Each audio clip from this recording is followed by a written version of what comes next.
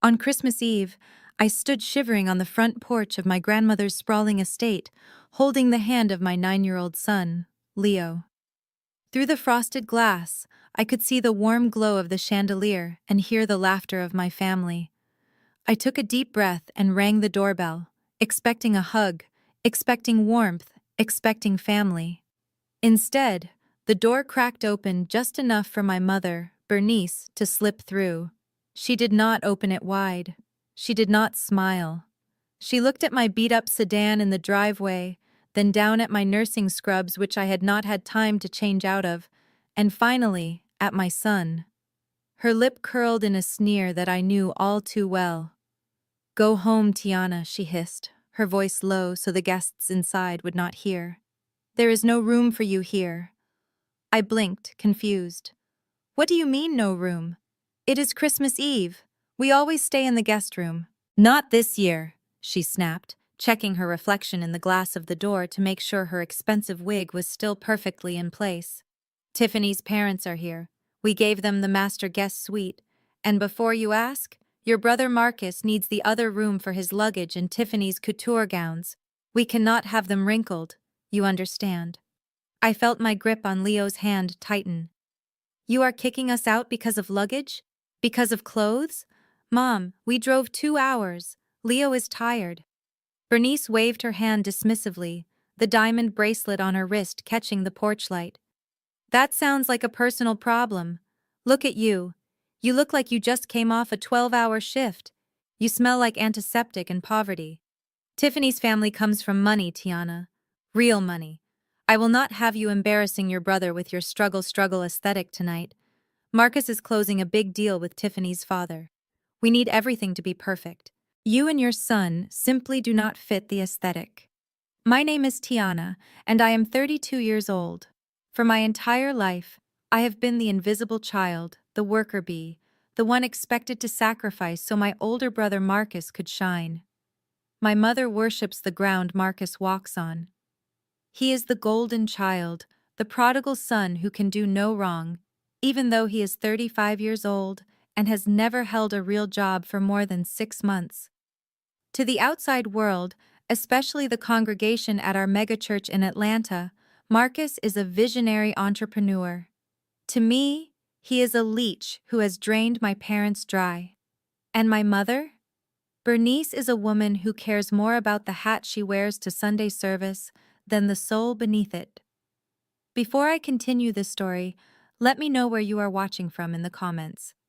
Hit that like button and subscribe if you have ever had to fight for a seat at your own family's table. Because what happened next taught me that sometimes you do not need a seat at their table.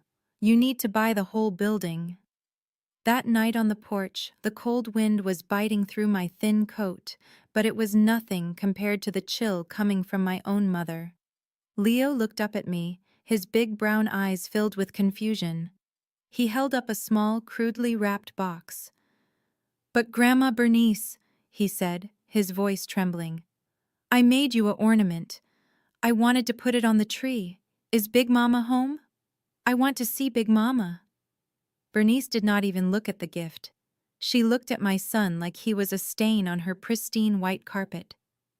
"Big Mama is resting," she lied. I knew it was a lie because Big Mama Hattie never rests on Christmas Eve. She is the life of the party. She is the reason this family has anything at all. But Bernice blocked the view. "Listen to me, Leo," she said, her voice dripping with fake sweetness that was worse than shouting. "This is an adult party tonight, very fancy. You would be bored. Besides, there is no food for children. We are serving seafood and champagne." "He is 9, I said, my voice rising. "He is your grandson. You are telling me you cannot find a plate of mac and cheese for your grandson on Christmas Eve?" "Shh," Bernice hissed, looking frantically over her shoulder. "Keep your voice down. Do not make a scene." Tiffany's mother is very sensitive to loud noises. "Look, here." She reached into the pocket of her silk dress and pulled out a crumpled $50 bill. She shoved it into Leo's chest. "Take this. Go find a Pizza Hut or something on the way back to your little apartment. Get yourself a pepperoni pizza. That is a treat, right? Now go. before your father sees you and gets upset that I let the riffraff in." She pushed us back, physically pushed us, and slammed the heavy oak door in our faces. I heard the lock click. Through the window, I saw her smooth her dress, put that fake, bright smile back on her face, and turn back to the party, laughing as if she'd not just devastated her own daughter and grandson. I stood there for a moment, stunned. The $50 bill fell from Leo's jacket to the welcome mat. He looked at it, then looked at me, tears streaming down his face. "Why does Grandma hate us?" he asked. That question broke me. It shattered whatever restraint I had left. But I did not scream. I did not bang on the door. I knew that would only give her what she wanted, proof that I was the crazy, emotional, unsuccessful daughter. "Pick up the money, Leo," I said quietly. He hesitated. "No, Mom. We do not need it." "Pick it up," I repeated, my voice hard. "We are not leaving it for them. We are going to frame it. This is the last thing they will ever give us." We walked back to my car. It was a 2015 Honda Accord, dented on the side, with a transmission that whined when I went over 60. To my mother, this car was proof of my failure. It was proof that while Marcus drove a leased Range Rover paid for by my parents, I was barely scraping by as a head nurse at the city hospital. That is what she thought. That is what they all thought. They saw the scrubs. They saw the old car. They saw the small apartment I rented in a modest neighborhood. They saw a woman who worked long shifts and came home tired. They looked at me and saw a servant, a worker, someone beneath them. What they did not see, what I had never told them because I knew they would bleed me dry, was what I did with the money I earned. They did not know that for the past 5 years, I had been living on 30% of my income and investing the rest. They did not know that the medical supply company I started in my garage 3 years ago had just secured a statewide contract worth $4 million. They did not know that the apartment building I lived in, I did not just rent Unit 4B, I owned the entire building. I kept my mouth shut because I wanted to be loved for me, not for my wallet. I saw how they treated Marcus, enabling his laziness because they thought he was their ticket to high society. I saw how they fawned over Tiffany because she was white and came from a family with a summer home in the Hamptons. I wanted my parents to love Tiana the daughter, not Tiana the ATM. But as I buckled Leo into the back seat and started the engine, watching the lights of the mansion blur through my tears, I realized that Tiana the daughter did not exist to them. Only Tiana the disappointment existed. "I am sorry, baby," I told Leo, checking him in the rearview mirror. "We are going to go get the best steak dinner in Atlanta, just you and me. We do not need them." I pulled out of the driveway, leaving the estate behind. The drive down the winding private road was dark and silent. My phone sat on the passenger seat, silent. No apology text from my dad. No secret message from a cousin. Nothing. They were all in there eating crab legs and drinking champagne, celebrating the birth of Jesus while casting out their own flesh and blood. I had driven about 5 miles, just reaching the main highway, when my phone rang. The screen lit up the dark car. The caller ID said, "Big Mama." I hesitated. If this was my mother calling from Big Mama's phone to yell at me for leaving tire marks on the driveway, I was going to lose it. But Big Mama Hattie? She was the only one who had ever been real with me. She was the one who paid for my nursing school textbooks when my parents said they had no money, right before they bought Marcus a jet ski. I answered the phone, putting it on speaker. "Hello? Tiana?" The voice was sharp, strong, defying her 82 years. "Where are you, child?" I swallowed the lump in my throat. "I am driving home, Big Mama." "Home? Why are you going home? Dinner is about to be served. I have been waiting for you and that baby for an hour. Bernice told me you called and said you were stuck picking up an extra shift at the hospital. She said you were too busy to come see your grandmother." I slammed on the brakes, pulling onto the shoulder of the highway. The gravel crunched loudly under the tires. "She said what?" She said you chose work over family, Big Mama said, and I could hear the suspicion in her tone. She said you did not care enough to come. But I am looking at the tracking app on your phone that we set up for emergencies, Tiana. It says you were in my driveway 15 minutes ago. The rage that filled me was hot and blinding. My mother had not just kicked me out. She had assassinated my character to the one person who mattered. She had painted me as the ungrateful workaholic daughter to cover up her own cruelty. She kicked us out, Big Mama, I said, my voice trembling with fury. I was there. I was on the porch. Leo had a gift for you. Bernice wouldn't let us in the door. She said there was no room because Tiffany's parents needed the guest room and Marcus needed the other room for his clothes. She gave Leo $50 and told us to go buy a pizza. There was a silence on the other end of the line. A long, heavy silence. The kind of silence that happens before a hurricane makes landfall. She gave my great-grandson $50 and told him to leave? Big Mama asked, her voice dropping an octave. Yes, ma'am. And she told me you abandoned us? Yes, ma'am. Turn the car around, Tiana. Big Mama, I cannot. I am not going back there to be humiliated again. I have my dignity. I said turn the car around. Big Mama roared and I flinched. This is not about dignity, baby girl. This is about ownership. You think that is Bernice's house? You think that is Franklin's house? That is my house. My name is on the deed. My money paid for those bricks. Bernice just lives there because I am too old to climb the stairs in my own townhouse. I heard the sound of her wheelchair motor whirring in the background. But she said there is no room, I argued weakly. I do not care if we have to stack Marcus and his wife like cordwood in the garage, Big Mama said. You are coming back. And you are going to drive right up to the front door. Do not park on the street. Park under the portico. If Marcus's Range Rover is in the way, you honk until he moves it. Do you hear me? Yes, ma'am. And Tiana? Yes? Fix your face. Dry those tears. When you walk through that door, you hold your head up. You are a Wilson. You are my granddaughter. Tonight, we are going to teach these people a lesson about who actually runs this family. Now drive. The line went dead. I looked back at Leo. He had stopped crying and was listening intently. Is Big Mama mad at us? He asked. No, baby, I said, putting the car back in gear and making a U-turn that was probably illegal. Big Mama isn't mad at us. Big Mama is about to go Old Testament on everybody. We drove back. The fear I felt was replaced by a strange adrenaline. I knew my grandmother. Hattie Wilson was a woman who had marched in Selma. She was a woman who had started a beauty salon in her kitchen in 1970 and turned it into a real estate empire by 1990. She did not tolerate disrespect, and she certainly did not tolerate liars. When we pulled back into the driveway, the house looked different. It didn't look like a fortress anymore. It looked like a battlefield. I drove right up to the front, just like she said. Marcus's white Range Rover was blocking the best spot. I didn't hesitate. I laid on the horn. Long, loud, obnoxious blasts that shattered the silent, wealthy suburban night. The front door flew open.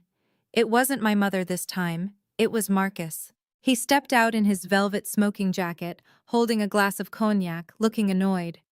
He squinted into the headlights. What the hell are you doing? He shouted, walking down the steps. Tiana, are you crazy? Mom said you left. Get that piece of junk out of here before the neighbors call the HOA. I rolled down the window. Move your car, Marcus. He laughed, a cruel barking sound. Move my car? For you? Girl, you have lost your mind. Go home. You are embarrassing yourself. Tiffany's parents are wondering what the noise is. Move the car? Or what? You gonna hit me with your nurse salary? Suddenly, behind Marcus, the front door opened wide again. My mother came out, looking furious, followed by my father, Franklin, who looked like he just wanted to disappear. But behind them, rolling forward like a tank commander, was Big Mama. She didn't have her wig on. She had her natural gray hair pulled back, and she wasn't wearing the fancy silk shawl she usually wore for company. She was wearing her housecoat, but she held her cane like a scepter. Marcus! She bellowed. Her voice cracked through the cold air like a whip. Marcus jumped. He turned around, his confident smirk vanishing. Grandma? I was just telling Tiana to move that car, boy, Big Mama said. Or so help me God, I will have it towed to the impound lot before you can finish that drink. And Bernice? My mother stepped forward, her face pale. Mama, please, let's not make a scene outside. The neighbors. You worried about the neighbors? Big Mama cut her off. You should be worried about me. You lied to me. You told me my granddaughter wasn't coming. You turned away my flesh and blood on the Lord's birthday? Mama, there isn't any room, Bernice pleaded, trying to block the view of the open door where Tiffany and her parents were now standing, looking confused and judgmental, holding their wine glasses. It is a full house. Big Mama rolled her wheelchair right to the edge of the porch, then make room. You have 5 minutes to clear out the master guest suite. But that is where the Millers are staying, Bernice whispered frantically, gesturing to Tiffany's parents. Then the Millers can sleep on the pull-out couch in the den, Big Mama declared loudly, or they can go to a hotel, I do not care. But Tiana and Leo are sleeping in that room tonight.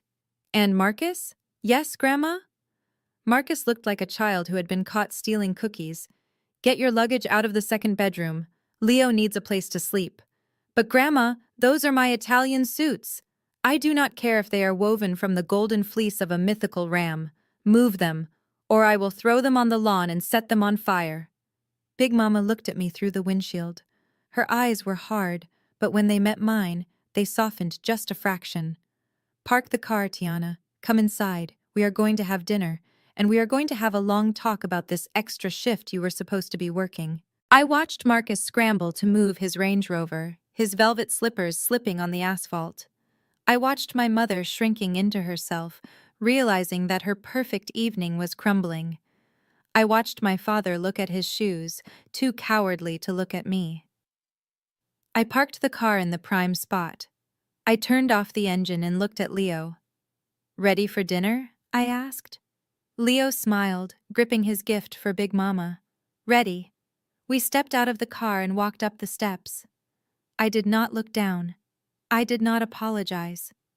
I walked past my mother, who was trembling with rage, and I walked past Tiffany, who looked at my scrubs with disgust. I walked straight to Big Mama, bent down, and kissed her cheek. Merry Christmas, Big Mama. Merry Christmas, baby girl, she whispered. Now go wash up. The real party is just getting started. As I walked into the foyer, past the towering Christmas tree and the table laden with expensive gifts that I knew were not for me, I felt a shift in the atmosphere. This was not just a dinner anymore.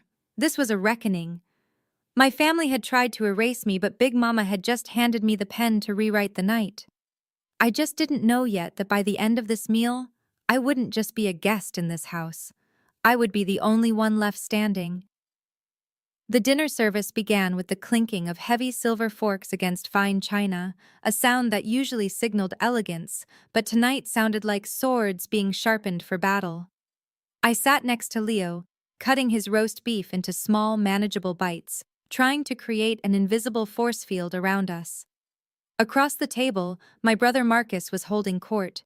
He had loosened his tie and leaned back in his chair with the arrogance of a king who had just conquered a nation, rather than a man who was living in his mother's basement while claiming to be between penthouses. You have to understand the vision, Marcus said, gesturing grandly with a wine glass that was dangerously close to spilling onto the white tablecloth. We are not just building an app, we are building a legacy. This tech startup is going to revolutionize how the urban demographic interacts with cryptocurrency. I just got off the phone with investors in Silicon Valley. They are begging to get in on the ground floor. $5 million is just the seed money. By next quarter, we are looking at a valuation of $20 million. Easy. My mother, Bernice, looked at him with an expression of rapture that bordered on religious worship. She clasped her hands together, her diamond rings twinkling under the chandelier light. Oh, Marcus, that is incredible. I told everyone at the church auxiliary board that you were working on something massive. Sister Patterson tried to tell me her son just made partner at his law firm, but I told her, My Marcus is building the future. A law firm is a job. Marcus is creating an empire. Tiffany, my sister-in-law, swirled her champagne and looked at me with a smirk. It must be so exciting to be around real ambition, she said, her voice dripping with condescension. My father always says that the company you keep determines your net worth. Marcus is just so visionary. It is a burden, really, having a mind that never stops. I chewed my food slowly, tasting nothing but bile. I knew for a fact that Marcus did not have investors in Silicon Valley. I knew this because 3 weeks ago, I saw his name on a list of delinquent accounts for a credit card company that my medical supply business uses for background checks on vendors. Marcus did not have a tech startup. He had a gambling problem and a talent for using buzzwords he learned from YouTube videos. But in this house, facts were irrelevant. Only the performance mattered. Franklin, my father, cleared his throat and looked down the table at me. He had barely spoken to me since Big Mama forced him out of the head chair. His ego was bruised, and like a wounded animal, he was looking for something smaller to bite. "And how is the hospital, Tiana?" he asked. His tone suggested he was asking about a prison sentence.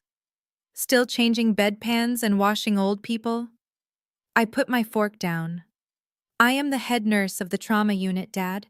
I manage a staff of 40 people. I coordinate emergency response protocols for the entire county. I do not just change bedpans. I save lives." Franklin chuckled, a dry, dismissive sound. "A nurse is a nurse, Tiana. You are a servant. You fetch things for the doctors. You clean up the messes. It is noble work, I suppose, for people who do not have the aptitude for leadership. But let us be honest. It is not exactly a career that builds wealth, is it?" "It pays the bills," I said, keeping my voice steady. "I own my apartment building. I have zero debt. Can Marcus say the same?" The table went silent. Bernice slammed her hand down. "Do not you dare disrespect your brother. He is an entrepreneur. He takes risks. You play it safe because you are afraid of greatness. You have always been small-minded, Tiana, just like your husband was." The mention of David hit me like a physical blow. My husband had died of a sudden heart attack 2 years ago.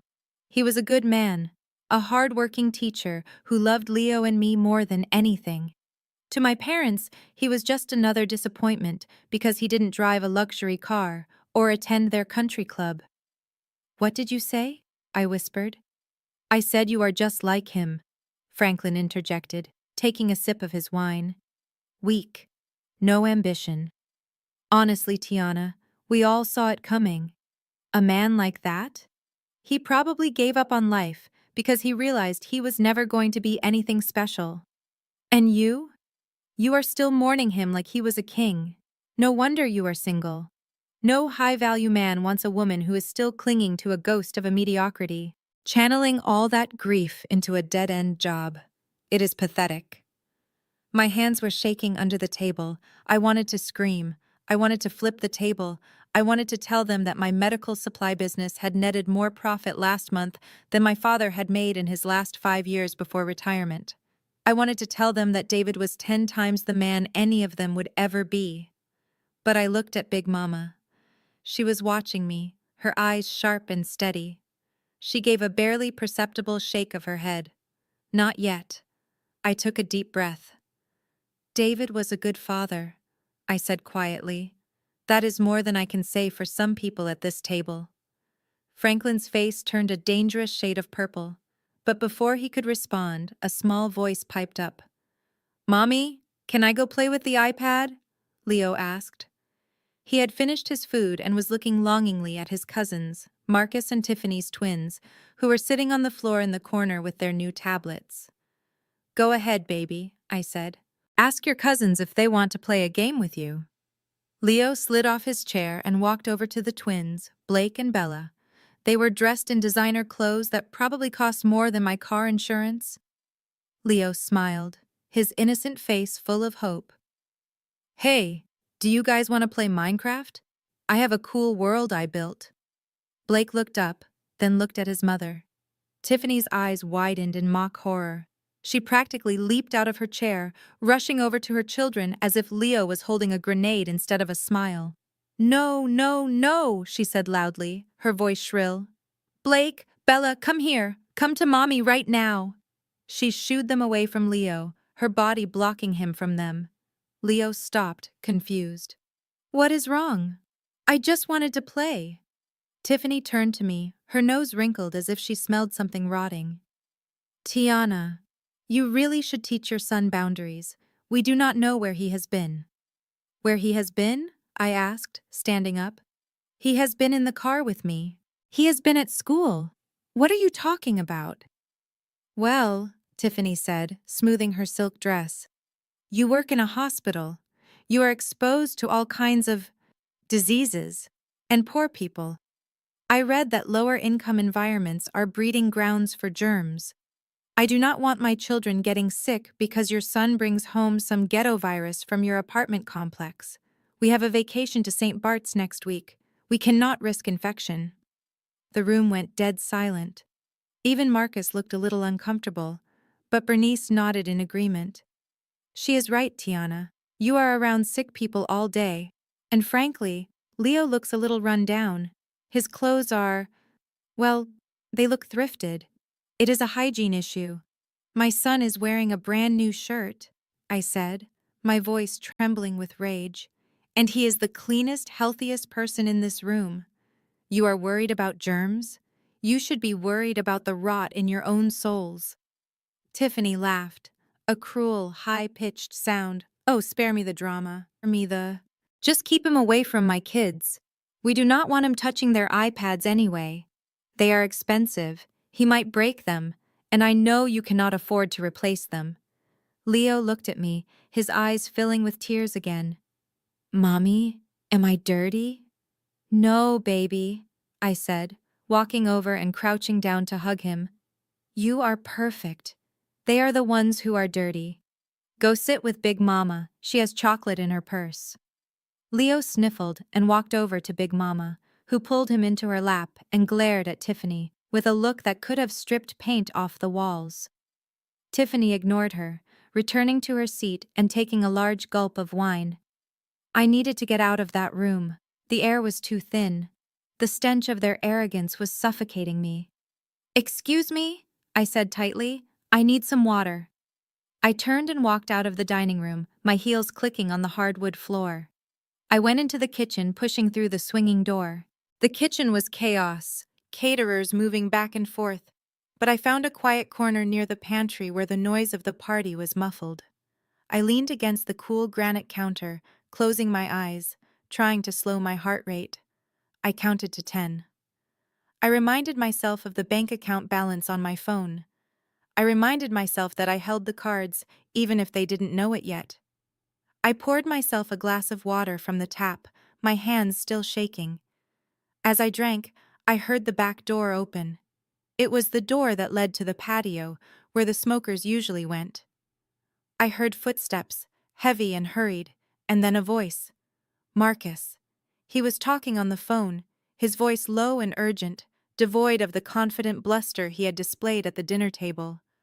I know, look, I told you I would have it," Marcus hissed. "Stop threatening me. You do not know who you are dealing with. My family owns this town." He paused, listening to whoever was on the other end. His breathing was ragged. "No, do not come here. Do not come to the house. My grandmother is here. Look, the deal is practically done. The old lady is losing it. She is senile. Mom and I have the paperwork ready. We are going to get power of attorney. We are putting her in the facility next week. Once she is out of the way, we are selling the house. This place is worth $2 million, easy. I will have your money. I just need a few more days to get her to sign." I froze. The glass of water stopped halfway to my mouth. "Yeah," Marcus continued, his voice dropping to a whisper. "Bernice has been working on her for months, switching her meds, making her confused. She trusts Tiana. That is the problem. That is why we tried to keep Tiana away tonight. But she showed up. It does not matter. Tiana is a nurse. She is stupid. We will use her. We will make her think it is medically necessary." Once Tiana signs off on the competency hearing, it is over. Big Mama goes to the home, we liquidate the assets, and you get your cash. Just back off for 48 hours. He hung up the phone. I heard him exhale, a long, shaky breath. Then I heard the sound of him pouring a drink from a bottle he must have hidden out there. I stood in the shadows of the pantry, my blood running cold. This was not just about favoritism anymore. This was not just about being mean. This was a conspiracy. They were actively gaslighting my grandmother, manipulating her health, planning to lock her away like an animal so they could sell her home to pay off Marcus's gambling debts. They thought I was stupid. They thought I was just a nurse who emptied bedpans. They thought they could use me to sign my own grandmother's death warrant. I set the glass down on the counter. It made a soft clink, but the noise of the caterers covered it. I reached into my pocket and pulled out my phone. I checked the voice memo app. It had been recording since I walked into the kitchen. I had captured every word. I stopped the recording and saved it. Then I sent a copy to my cloud storage. I took a deep breath. The sadness was gone. The hurt feelings were gone. In their place was a cold, hard resolve. They wanted a nurse. They were about to get a surgeon. And I was going to cut the cancer out of this family tonight. I smoothed my scrubs. I checked my reflection in the oven door. I looked tired, yes, but I also looked dangerous. I pushed open the kitchen door and walked back into the dining room. Marcus was already back at the table, laughing loudly at something Tiffany had said, acting as if he hadn't just plotted to destroy his grandmother's life. Bernice was beaming at him. Franklin was pouring more wine. I walked to my seat and sat down. Big Mama looked at me. She saw something in my face, a darkness that mirrored her own. She raised an eyebrow. I picked up my fork and stabbed a piece of potato. "Everything okay in the kitchen?" Bernice asked, her voice dripping with fake concern. "You were gone a long time. Did you get lost looking for the service entrance?" I smiled at her, a slow, terrifying smile. "No, Mom," I said. "I found exactly what I was looking for." I looked at Marcus. He winked at me, arrogant and oblivious. "So, Marcus," I said, my voice loud enough to carry over the conversation, "tell us more about this $5 million deal. Does it involve real estate? Specifically, this house?" Marcus choked on his drink. His eyes darted to mine, wide with panic. I leaned back in my chair. "Because I would love to hear how you plan to sell a house that Big Mama is still living in." The table went silent. The air crackled with electricity. The first shot had been fired, and I wasn't going to stop shooting until I was the last one left. The heavy oak door to the dining room swung shut, muting the sounds of laughter and clinking crystal. I stood alone in the cavernous kitchen, staring at a mountain of dirty dishes that looked less like the aftermath of a dinner party and more like a crime scene. Lobster shells were scattered across the granite island like shrapnel. Half-empty wine glasses stained the pristine countertops with rings of expensive Merlot. The catering staff had been dismissed hours ago because my mother, Bernice, wanted to save money on the hourly rate, claiming that family could handle the cleanup. By family, of course, she meant me. Bernice had corralled me into the kitchen the moment the last bite of dessert was consumed. She had gripped my shoulder with a hand that felt more like a claw, her fake nails digging into my scrub top. "Since you did not bring a gift, Tiana, and since you insisted on crashing a formal event in your work clothes, the least you can do is make yourself useful. Consider this your contribution. Tiffany has a manicure to protect, and Marcus is busy entertaining. You know where the dishwasher is. Do not break anything." Now, as I ran the hot water and watched the steam rise, the sound of the television in the living room drifted through the walls. They were watching the football game, cheering and jeering, completely oblivious to the fact that the woman they treated like a servant could buy and sell every single one of them. I plunged my hands into the scalding water, scrubbing a plate encrusted with remnants of prime rib. The heat stung my skin, But it was nothing compared to the burn of the memory that suddenly clawed its way up from the back of my mind. It was 10 years ago. I was 22, standing in the living room of my parents' old house, the one they lost before Big Mama bailed them out. I was holding a letter from Duke University. It was an acceptance letter for their advanced nursing program, offering a full scholarship. It was my ticket out. It was proof that my grades, my sleepless nights, and my relentless studying had meant something. I had run into the kitchen waving the paper, my heart bursting with joy, expecting my parents to finally look at me with pride. Instead, Franklin had snatched the letter from my hand. He read it, his brow furrowing, and then he handed it to Bernice. She did not smile. She did not hug me.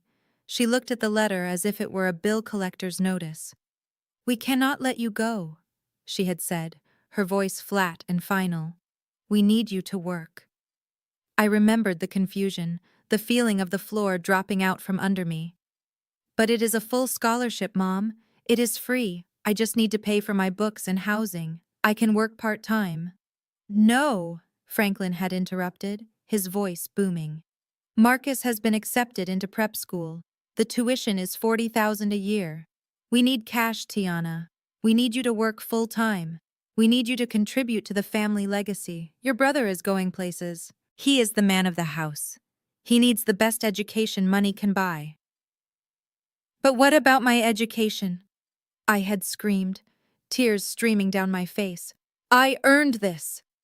Bernice had walked over to the counter, picked up a pen, and scribbled something on the bottom of the acceptance letter. Then she ripped it in half. "You are a girl, Tiana. You will get married. You will have a husband to take care of you. Marcus needs this. We have already declined the offer on your behalf. We sent the email this morning. You start at the diner on Monday." I remembered the sound of the paper tearing.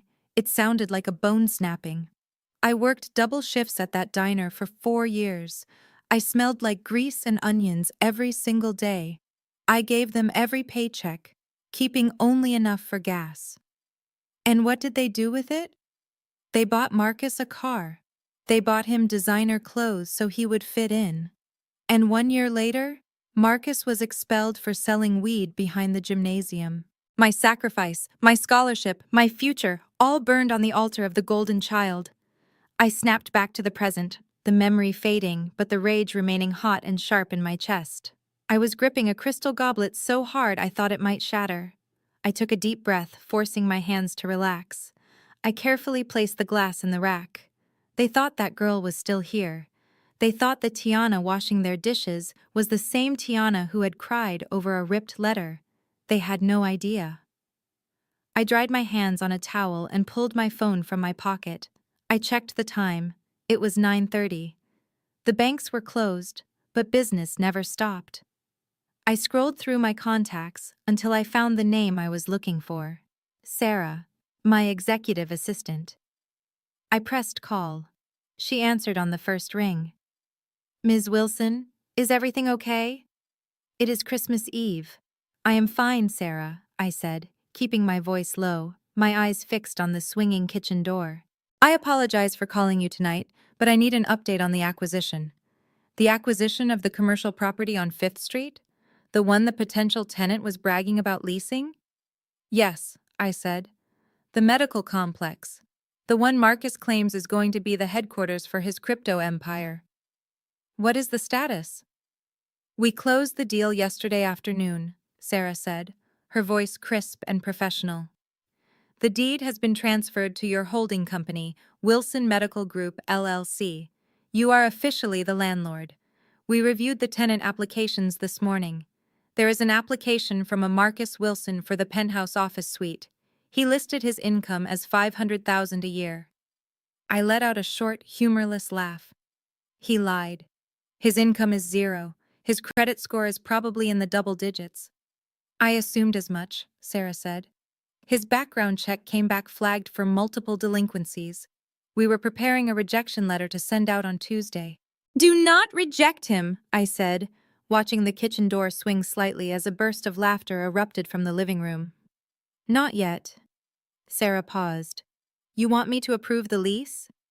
"No," I said. I want you to draft a lease agreement, but I want you to add a clause, a personal guarantee clause. Make it so that if he defaults on the rent, the landlord has the right to seize personal assets, and set the security deposit at triple the standard rate. Send it to him on Monday. Let him think he has won. Let him sign his name. I understand, Sarah said, though I could hear the confusion in her voice. And Ms. Wilson?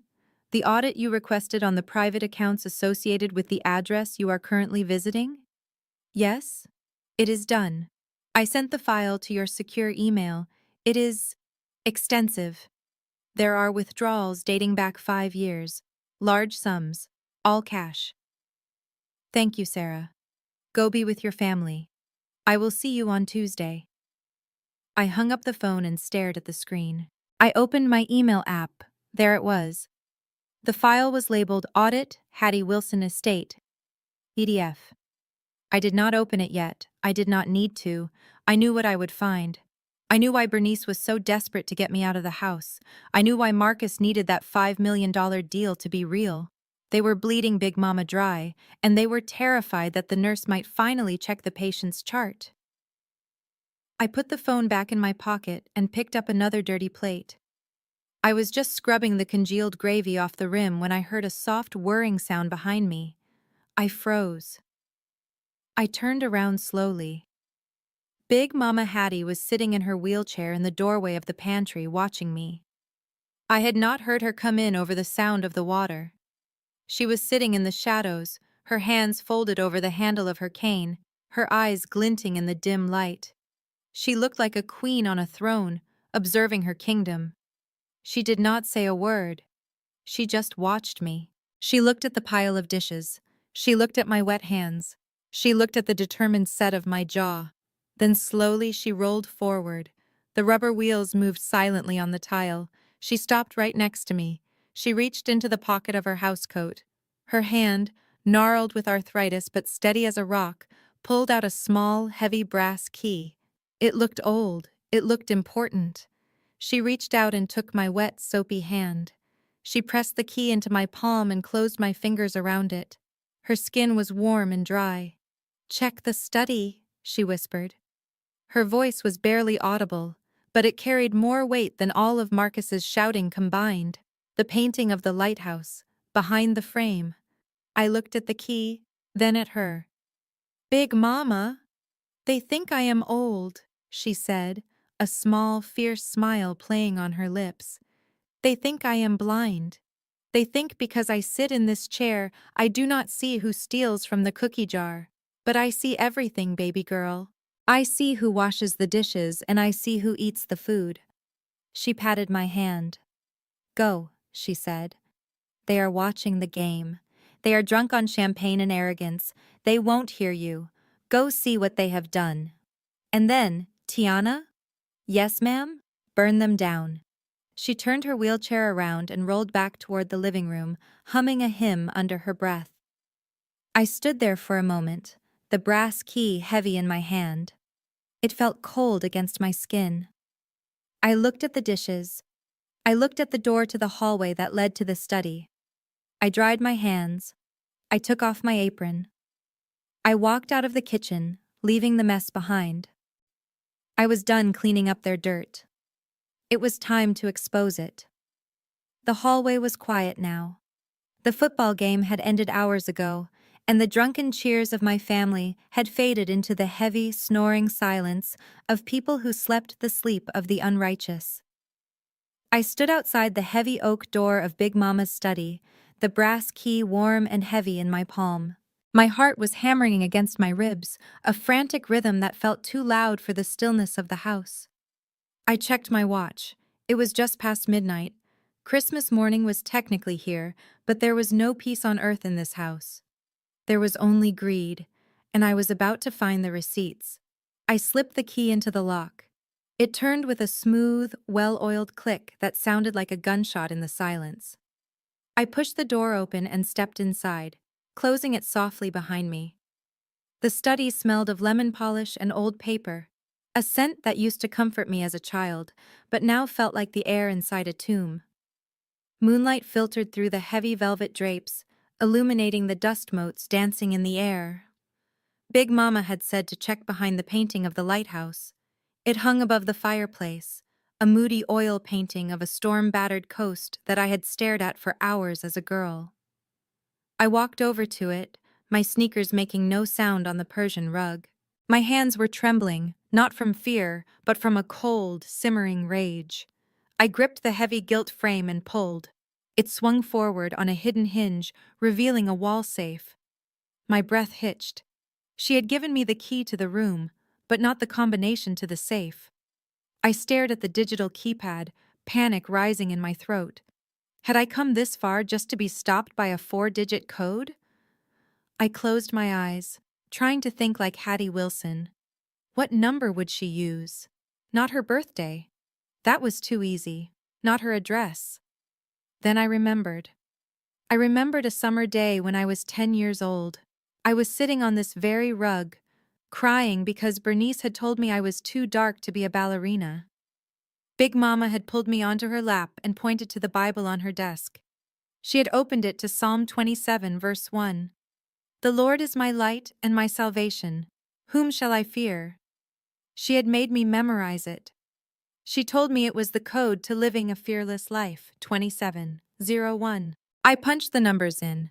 The light on the keypad turned green. The lock disengaged with a heavy thud. I pulled the heavy steel door open.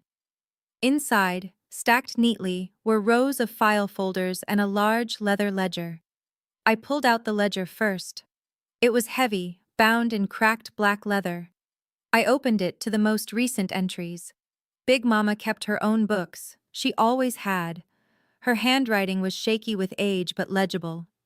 I began to read, and as I did, the floor seemed to drop out from under me. The withdrawals started 5 years ago. Small amounts at first. 5,000 here for home repairs. 3,000 there for medical transport. But as I flipped the pages, the numbers grew. 10,000 for consulting fees. 15,000 for business development. All paid to accounts I did not recognize. Then I found the folder labeled Bernice. I opened it, and a stack of bank transfer receipts slid out into my hand. I shuffled through them, my eyes widening with every slip of paper. August 12th, $50,000. Withdrawal reason listed as emergency surgery copay. I remembered August. Big Mama had cataract surgery. It was fully covered by her insurance.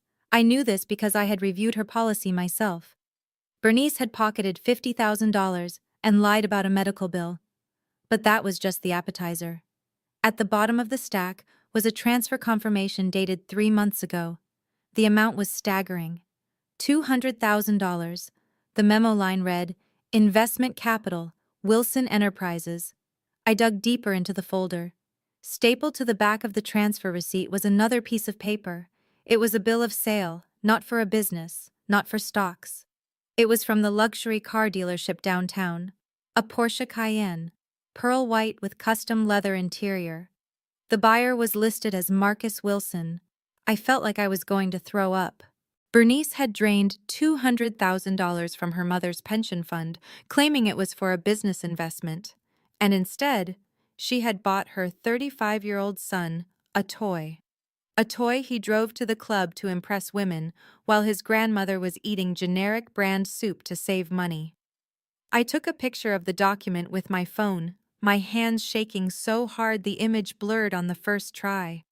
I had to brace my elbows against the desk to get a clear shot. I uploaded it to the cloud immediately. But I wasn't done. Big Mama had said they were trying to sell the house. I reached back into the safe and pulled out a red folder marked Property. Inside was the deed to the house, yellowed with age. But on top of the deed was a letter. It was on heavy official letterhead from the majestic-sounding First National Bank of Georgia. The header was printed in bold red ink. Notice of default. Intent to foreclose. I read the letter, my heart pounding in my ears like a war drum. The house, this house, the one Big Mama had paid off in 1995, was carrying a second mortgage. A home equity line of credit had been taken out 2 years ago for $1.5 million. The loan was in default. No payments had been made in 6 months. The bank was threatening to seize the property and auction it off on the courthouse steps in 30 days. I looked at the signature on the loan application. Hattie Mae Wilson. But it wasn't her signature. The loops were too wide. The slant was wrong. It was a forgery. And it was a forgery I recognized. I had seen that same handwriting on my own forged report cards when Marcus used to sign them for me so I wouldn't get in trouble. Marcus had stolen the deed. He had forged his grandmother's signature. He had taken out a $1.5 million loan against the only home she had ever known. And where was the money? Gone. Vaporized. Probably into the pockets of the loan sharks he was terrified of, or blown on the illusion of a lifestyle he couldn't afford. This wasn't just theft. This was elder abuse. This was fraud. This was a felony that carried a 10-year prison sentence. They were going to let her lose the house. They were planning to put her in a nursing home, not because she was sick, but because they needed her out of the way before the sheriff came to put an eviction notice on the front door. They were going to let an 82-year-old woman die in a state facility, thinking she had lost everything, just to cover their own crimes. I felt a tear slide down my cheek, hot and angry. I wiped it away furiously. I didn't have time for sadness. I took photos of every page, the loan application, the default notice, the forged signatures. I photographed the bank statements showing the cash withdrawals at casinos in Las Vegas and Atlantic City. I built a digital dossier of their destruction, page by damnable page. I was just sliding the red folder back into the safe when I heard the floorboard creak. It wasn't a settle of the house. It was the distinct, heavy sound of weight shifting on old wood. I froze. I didn't turn around immediately. I shoved the ledger back into the safe and swung the heavy metal door shut. I spun the dial, locking it. Then I turned. Marcus was standing in the doorway. He was still wearing his tuxedo pants and dress shirt, but the tie was gone, and the shirt was unbuttoned halfway down his chest. He was holding a tumbler of amber liquid, and his eyes were glassy and red-rimmed. He looked like a fallen angel who had landed in a gutter. "Well, well, well," he drawled, taking a sip of his drink. "Look at what we have here." The night shift nurse playing detective. He stepped into the room and kicked the door shut behind him with his heel. The sound was final. We were alone. "What are you doing in here, Tiana?" he asked, walking toward me. His gait was unsteady, but his size was still intimidating. "Looking for loose change? Did Mom's $50 not cover your gas?" I stood my ground, crossing my arms over my chest to hide the trembling of my hands. "I was looking for a book," I lied, my voice steady. "Big Mama said I could borrow one." Marcus laughed. "A book? You? Please. You probably haven't read a book since high school. You are a wiper, Tiana. You wipe things. You do not read." He stopped a few feet away from me, invading my personal space. The smell of expensive cognac and cheap fear rolled off him in waves. He looked at the painting of the lighthouse. He looked at me. His eyes narrowed. "You were in the safe, weren't you?" I didn't answer. I didn't have to. The guilt was written all over his face, masking itself as aggression. "You think you are smart, don't you?" he sneered. "You think because you found some papers, you are going to be the hero? You think you are going to run to Big Mama and tattle on me?" He took another step closer. I could feel the heat radiating off him. "Let me tell you how this works in the real world, little sister. Nobody cares what you found. You are a nurse. You rent an apartment. You drive a Honda. I am a businessman. I have investors. I have status. Who do you think people are going to believe? The successful grandson who takes care of the family finances, or the bitter, broke sister who is jealous of his success?" He laughed again, a wet, ugly sound. "Go ahead. Tell Big Mama. Tell the police. I will tell them you broke in here. I will tell them I caught you trying to steal her jewelry. I will tell them you are addicted to pain meds from the hospital. Who do you think the cops are going to believe? The man in the tuxedo or the girl in the scrubs?" I looked at him. I looked at the sweat beading on his forehead.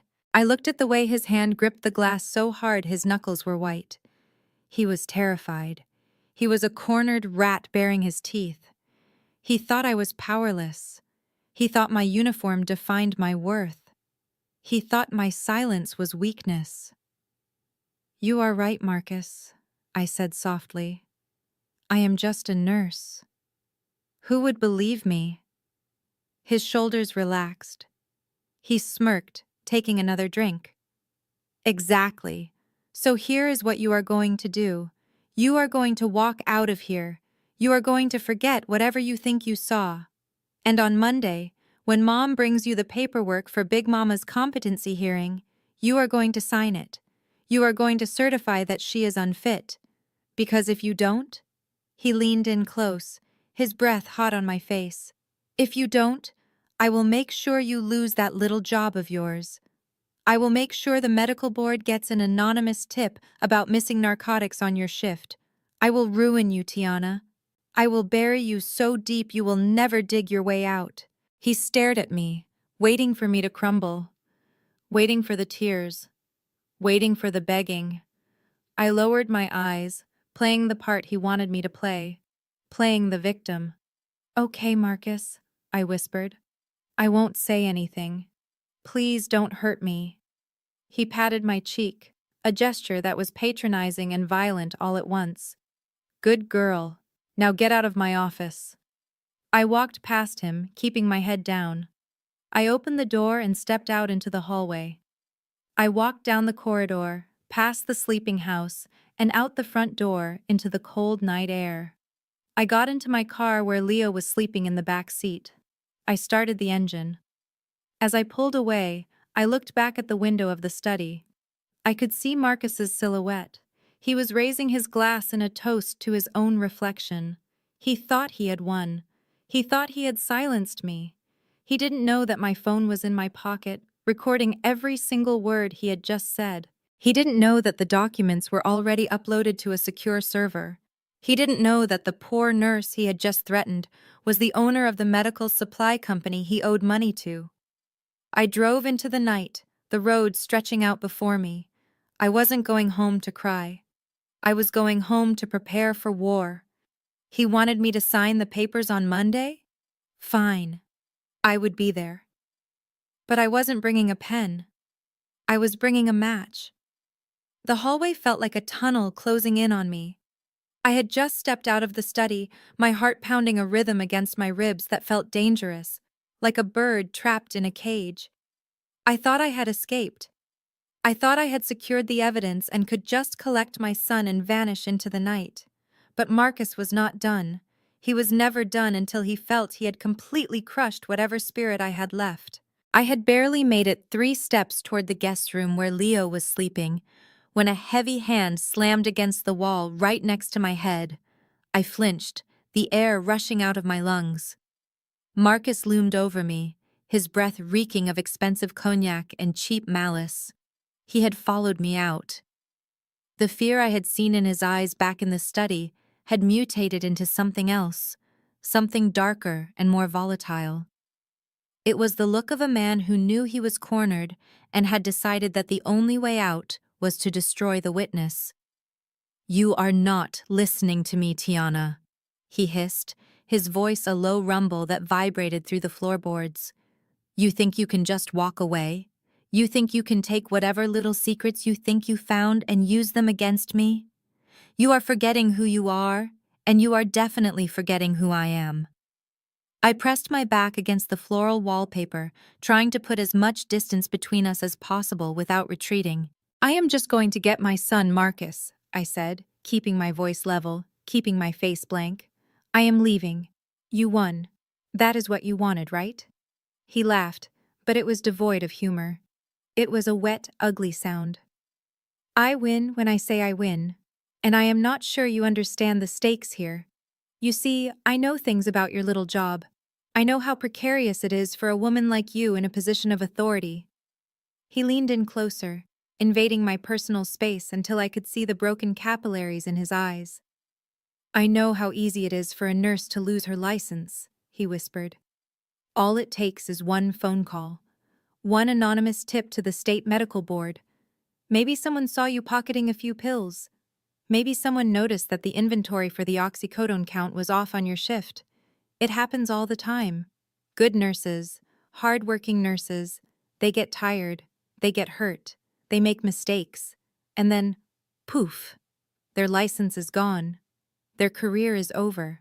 They are back to scrubbing toilets because no hospital will touch them. My blood ran cold. This was not just a threat of physical violence. This was a threat against my survival. He was threatening to destroy the one thing I had built for myself, the career that fed my son, the reputation I had spent a decade cultivating with blood, sweat, and tears. He knew exactly where to hit to cause the most damage. "You would not," I breathed, the horror of it slipping through my mask of calm. "That is a lie. I have never taken anything. My record is spotless. Records can be tarnished," Marcus sneered, tapping his temple with a manicured finger. "It is all about the narrative, Tiana. Who are they going to believe? The stressed single mother living in a low-rent apartment who barely makes ends meet? Or the concerned brother, the businessman, who just wants to get his sister some help for her addiction? I can be very convincing. I can cry on cue. I can tell them how worried we have been about you, how we have noticed your erratic behavior. By the time I am done, you will be lucky if you can get a job at a gas station." He was enjoying this. I could see it in the way his lips curled, the way his chest puffed out.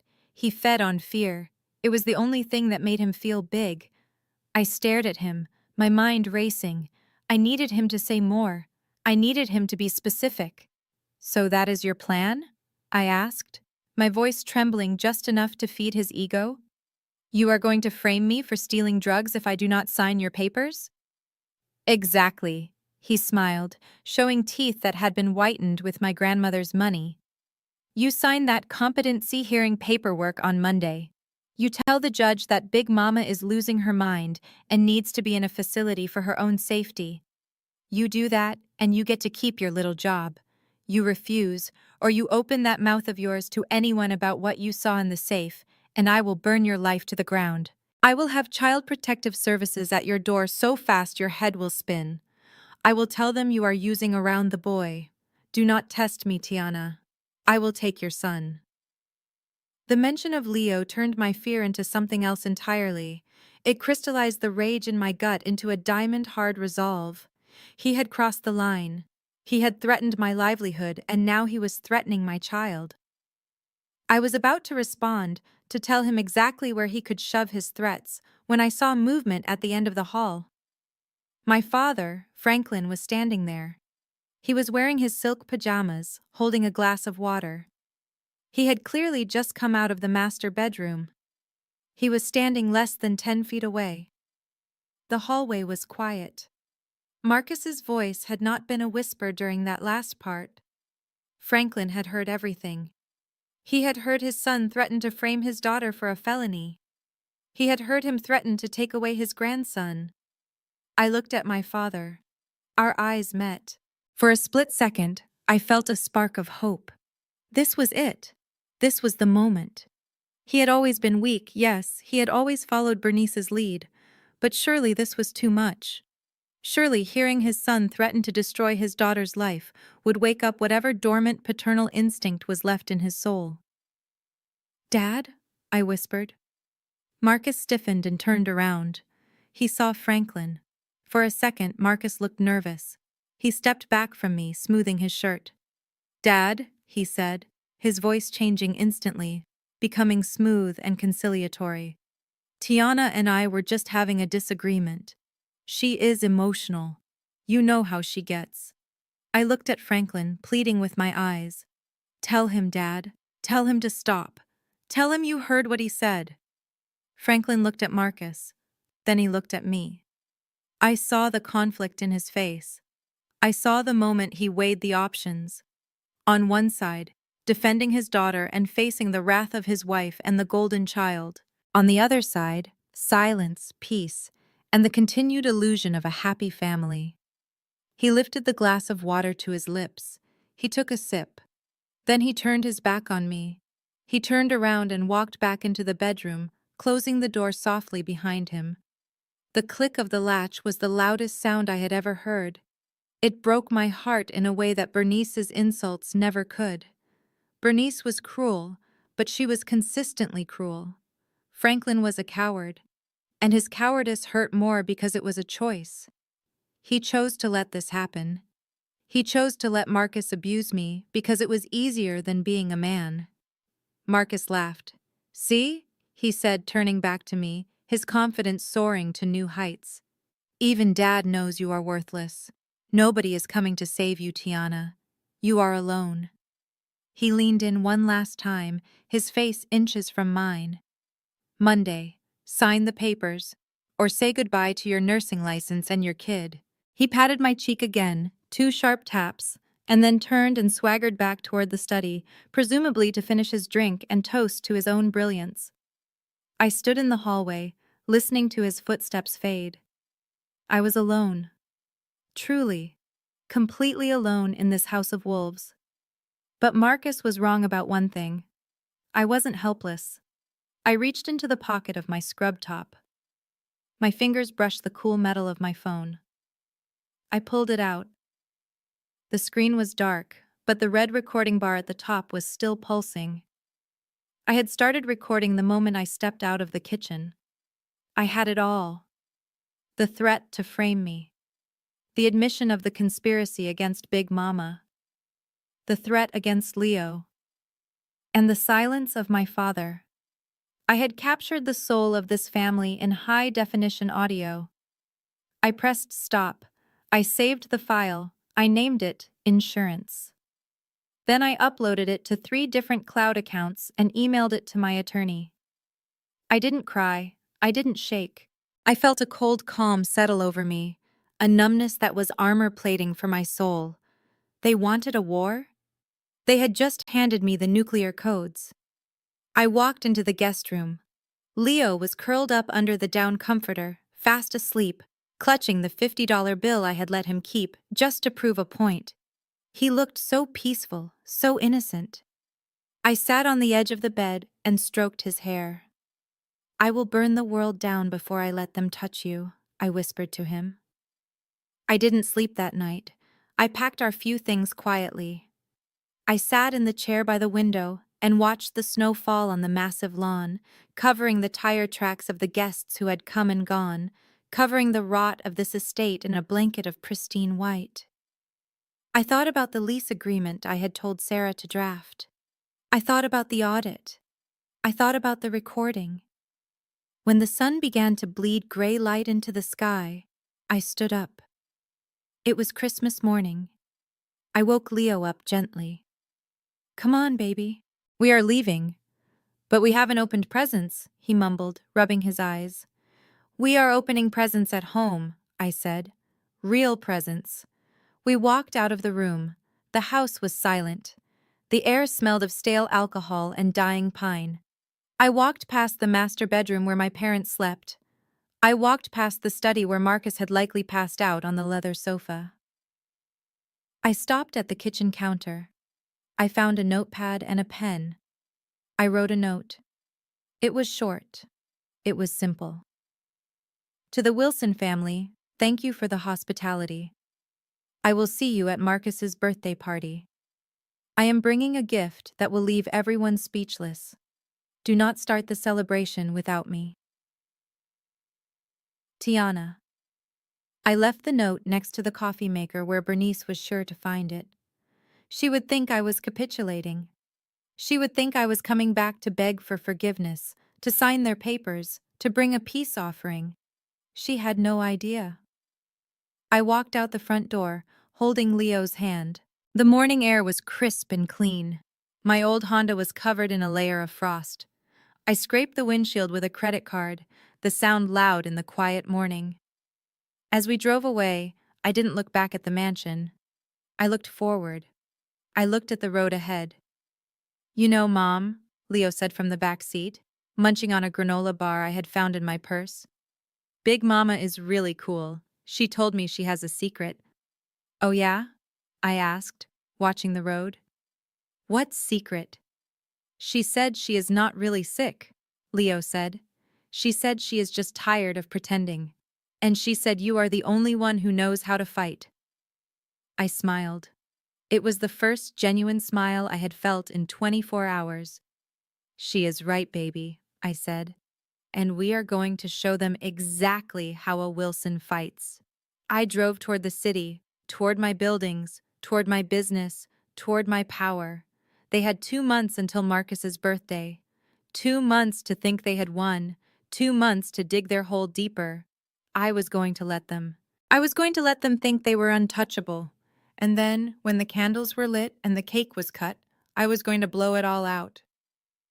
1 month later, I found myself walking up the limestone steps of First Ebenezer Baptist Church, the spiritual and social epicenter of Atlanta Black elite. It was a Sunday morning in late January, and the air was crisp, but inside the sanctuary, the temperature was rising with the heat of 1,000 bodies and the weight of heavy expectations. This was not just a place of worship, it was a runway, it was a boardroom, and for my mother Bernice, it was the only stage that mattered. I slipped into the back pew, right next to the usher board, where the shadows were deepest. I was wearing a simple navy dress that I had bought off the rack at a department store 5 years ago. It was clean, it was modest, and according to my family, it was an embarrassment. I kept my head down, clutching my Bible, trying to make myself as small as possible. I was not here to worship. I was here to witness. I was here to watch the final act of the tragedy my family was writing for themselves. Down at the front in the pews reserved for the biggest tithes payers sat the Wilson clan. They looked like royalty.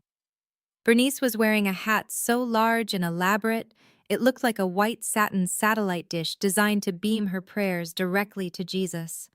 Her suit was Chanel, or at least a very good copy, and she was fanning herself with a program looking around the room to make sure everyone saw her. Franklin was next to her in a three-piece suit, looking stoic and important. And there was Marcus, the golden calf himself. He was wearing a suit that shimmered slightly under the stage lights, his shoes polished to a mirror shine. Beside him, Tiffany looked bored and expensive, scrolling on her phone behind her Bible. They were the picture of the American dream. The successful patriarch, the devout matriarch, the visionary son, and his trophy wife. And somewhere in the back, near the door, was the nurse, the daughter who did not count the stain on the family portrait. The service began with the usual pomp and circumstance. The choir swayed, the organ thundered, and the pastor, Reverend Davis, took the pulpit. He was a man who preached prosperity as much as salvation, and he loved the Wilsons because the Wilsons loved to be seen giving. After the opening hymns, Reverend Davis smiled and gestured toward the front row. "Church, we have a special testimony today. Sister Bernice Wilson has asked to share a word about the blessings God has poured out on her family." My stomach turned as Bernice stood up. She walked to the pulpit with the grace of a woman who believes she owns the building. She adjusted the microphone, her diamonds catching the light. "Praise the Lord, everybody," she shouted, her voice trembling with theatrical emotion. "Praise him," the congregation echoed. "I just want to thank God for his favor," Bernice continued, dabbing at a dry eye with a lace handkerchief. "You know the devil has been busy.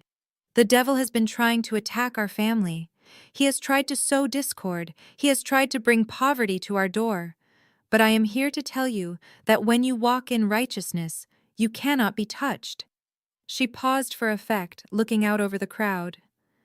"God has blessed the fruit of my womb," she declared. "My son Marcus. Stand up, baby." Marcus stood waving to the crowd like a politician. "My son has just closed a deal that is going to change the face of this city," Bernice shouted. "He is building a legacy. He is bringing jobs to our community. He is a king building a kingdom. And I just want to say that I am so proud to be the mother of such a visionary. It is not easy raising a black man in America, but look at him. Look at what God has done." The church erupted in applause. People were standing, cheering, shouting, "Amen!" Bernice basked in it, soaking up the adoration like a lizard on a rock. "And I want to thank his beautiful wife Tiffany for standing by his side," she added. "A strong man needs a strong woman." Tiffany stood and gave a little pageant wave. Notice who she did not mention, Notice who she erased from the narrative entirely. She did not say she was proud of her children. She said she was proud of her son. I sat in the back, my knuckles white as I gripped the pew. I was not surprised, but the sting of erasure never fully calloused over. To the 500 people in this room, I did not exist. Or if I did, I was the failure, the one the devil used to sow discord. Bernice wrapped up her speech with a few more hallelujahs and sat down looking triumphant. I felt a tap on my shoulder.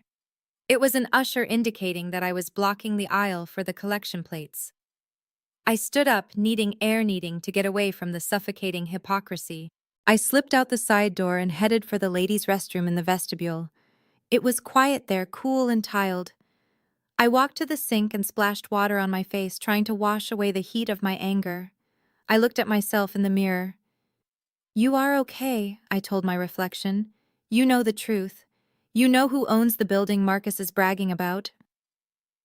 The door swung open, and the scent of expensive perfume filled the small room.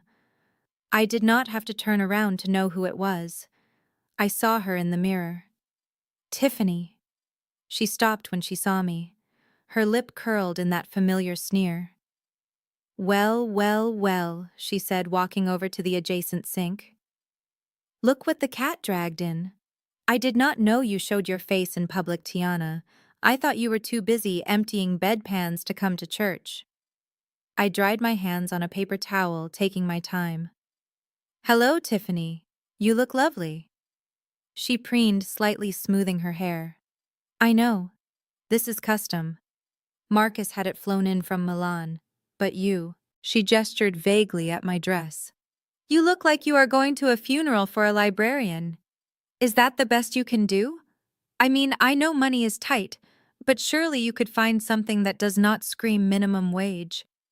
I turned to face her. I leaned back against the sink, crossing my arms. "I am saving my money for important things, Tiffany. Like paying my mortgage. Unlike some people." Tiffany laughed, a sharp, brittle sound. "Oh, please, do not lecture me about money. Marcus just closed a $5 million deal. We are looking at vacation homes in the Hamptons. We are on a different level, Tiana. You would not understand." She placed her handbag on the counter between us. It was a bright orange Hermes Birkin bag, the ultimate symbol of wealth and status. She patted it affectionately.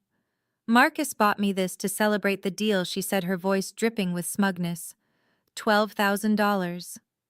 That is probably what you make in a year, isn't it?" I looked at the bag. I really looked at it. I knew luxury goods. I knew them because I invested in them. I owned shares in LVMH. I had a closet full of authentic vintage pieces that I never wore around my family. I knew what quality looked like, and I knew what a fake looked like. I reached out and ran a finger along the stitching of the handle. Tiffany flinched but did not pull it away. She was too proud. "It is a beautiful color," I said softly. "It is clementine," Tiffany corrected. "It is very rare." I looked closer. The stitching was perfect. Too perfect. It was machine-stitched. A real Birkin is hand-stitched with a saddle stitch, which has a slight angle. This stitching was straight as a ruler. And the hardware. The gold lock had a slight brassy tint to it, not the deep, rich luster of real gold plating. And the stamp. The Hermes Paris stamp was just a fraction of a millimeter too high. I looked up at Tiffany. Her eyes were defiant, but there was a flicker of nervousness there. She knew I was looking too closely. "Canal Street?" I asked, my voice casual. "Or did he order it from that website in Shenzhen?" Tiffany froze. "What are you talking about? This is real." "No, Tiffany," I said, leaning in closer. "It isn't. The stitching is machine-made. The leather is too stiff for Togo calfskin. And the font on the heat stamp? The E is wrong. Marcus did not spend $12,000 on this bag. He spent maybe $200, $300 if he got ripped off." Tiffany snatched the bag off the counter, clutching it to her chest. "You are lying. You are just jealous. You are a bitter, broke little nurse who cannot stand that I have nice things." "I am not jealous, Tiffany." I said, my voice dropping to a whisper. I am embarrassed for you. You are walking around with a fake bag bragging about a fake husband who is lying about a fake business deal. Do you really think Marcus has $5 million? He stole $200,000 from Big Mama just to buy a car he cannot afford to put gas in. He is broke, and he is dragging you down with him. Shut up! Tiffany shrieked, her voice echoing off the tile walls. You do not know anything. Marcus is a king. A king with no castle, I said. Check the bank accounts, Tiffany. Check the credit cards. See if they even work. Tiffany stared at me, her chest heaving. For a second, I saw the doubt in her eyes. I saw the fear. She knew Marcus was shady. She knew things did not add up. But she had bought into the lie because the lie was prettier than the truth. She spun on her heel and stormed out of the bathroom, the fake Birkin clutched tight against her side like a shield. I stood there for a moment in the silence. I felt a twinge of pity, but I pushed it down. She had chosen her side. She had chosen the lie. I walked back out into the sanctuary just as the offering portion of the service was beginning. The organ was playing a soft melody, and the ushers were passing the plates. Reverend Davis stepped back up to the pulpit. Before we continue, he said, his voice booming, Brother Marcus Wilson has asked to say a few words. He has a special blessing he wants to sow into this ministry. Marcus walked up the steps to the stage. He adjusted his suit jacket.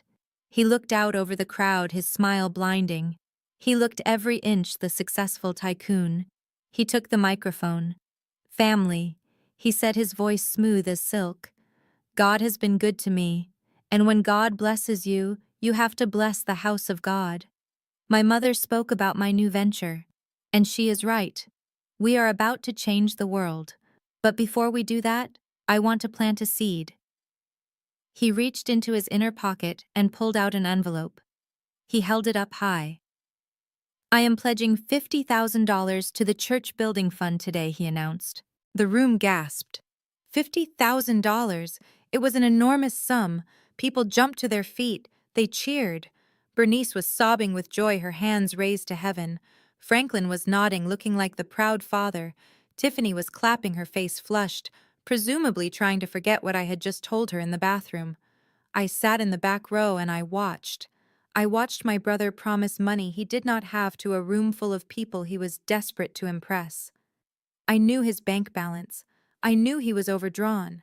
I knew that check, if there was even a check in that envelope, would bounce so hard it would crack the pavement. He was digging a hole, a deep, dark hole, and he just handed me the shovel. Reverend Davis hugged Marcus. The choir started singing. The celebration was deafening. I pulled out my phone. I sent a text to Sarah, my assistant. Draft the lease, I wrote. And send the eviction notice for the tenant currently occupying the commercial property on 5th Street. Reason failure to pay security deposit and fraudulent financial application. Send it tomorrow morning. I hit send. I watched Marcus basking in the applause. He looked invincible. He looked like he was on top of the world. Enjoy it, brother, I thought. Enjoy the applause, because tomorrow the music stops, and I am going to be the one to turn off the lights. 3 weeks after the church service where Marcus had promised money he did not have, I received a text from my mother. It was not a casual check-in or a request for dinner. It was a summons. Family emergency. Come to the house immediately. Do not bring Leo. The text was simple, but the subtext was screaming. Bernice Wilson did not have emergencies. She had crises of image. If she was calling a family meeting on a Tuesday night, something was terrified her. I was just finishing my shift at the hospital. I changed out of my scrubs into jeans and a sweater, not bothering to dress up for people who had already decided I was beneath them. I got into my car and drove toward the estate, knowing that I was driving into a trap, but this time I was the one bringing the cage. When I arrived, the house was dark except for the living room. The curtains were drawn tight. It felt less like a home and more like a bunker. I let myself in with the key I had kept. My father Franklin was pacing by the fireplace nursing a scotch. Marcus was sitting on the sofa leg, bouncing nervously, checking his watch every 30 seconds. Bernice was sitting in her high-backed wing chair, looking like a widow in mourning, even though her husband was standing 5 feet away. "Sit down," Tiana Bernice said without looking up. Her voice was tight-strained. "We have a situation." I sat on the edge of the ottoman, keeping my distance. "Where is Big Mama?" I asked, looking toward the stairs. "Is she okay?" "That is what we need to talk about," Bernice said. She looked at Marcus, who nodded encouragingly. "Tiana, we are very concerned about Mother. She has been slipping." "Slipping?" I repeated. "I just saw her 2 days ago. She beat me at dominoes. She seemed fine."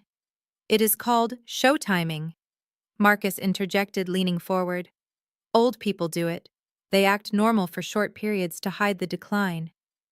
"But you do not live here, Tiana. You do not see what we see. She is forgetting things. She is leaving the stove on. Yesterday she thought I was Granddaddy. She called me by his name." I stared at him. I knew for a fact this was a lie, because Big Mama had called me yesterday laughing about how Marcus had tried to borrow $50 for gas money and she had told him to walk. She knew exactly who he was. She knew he was a broke leech. "It is dementia, Tiana," my mother said, tears welling up in her eyes on cue. "Early onset, or maybe late stage. It is progressing rapidly.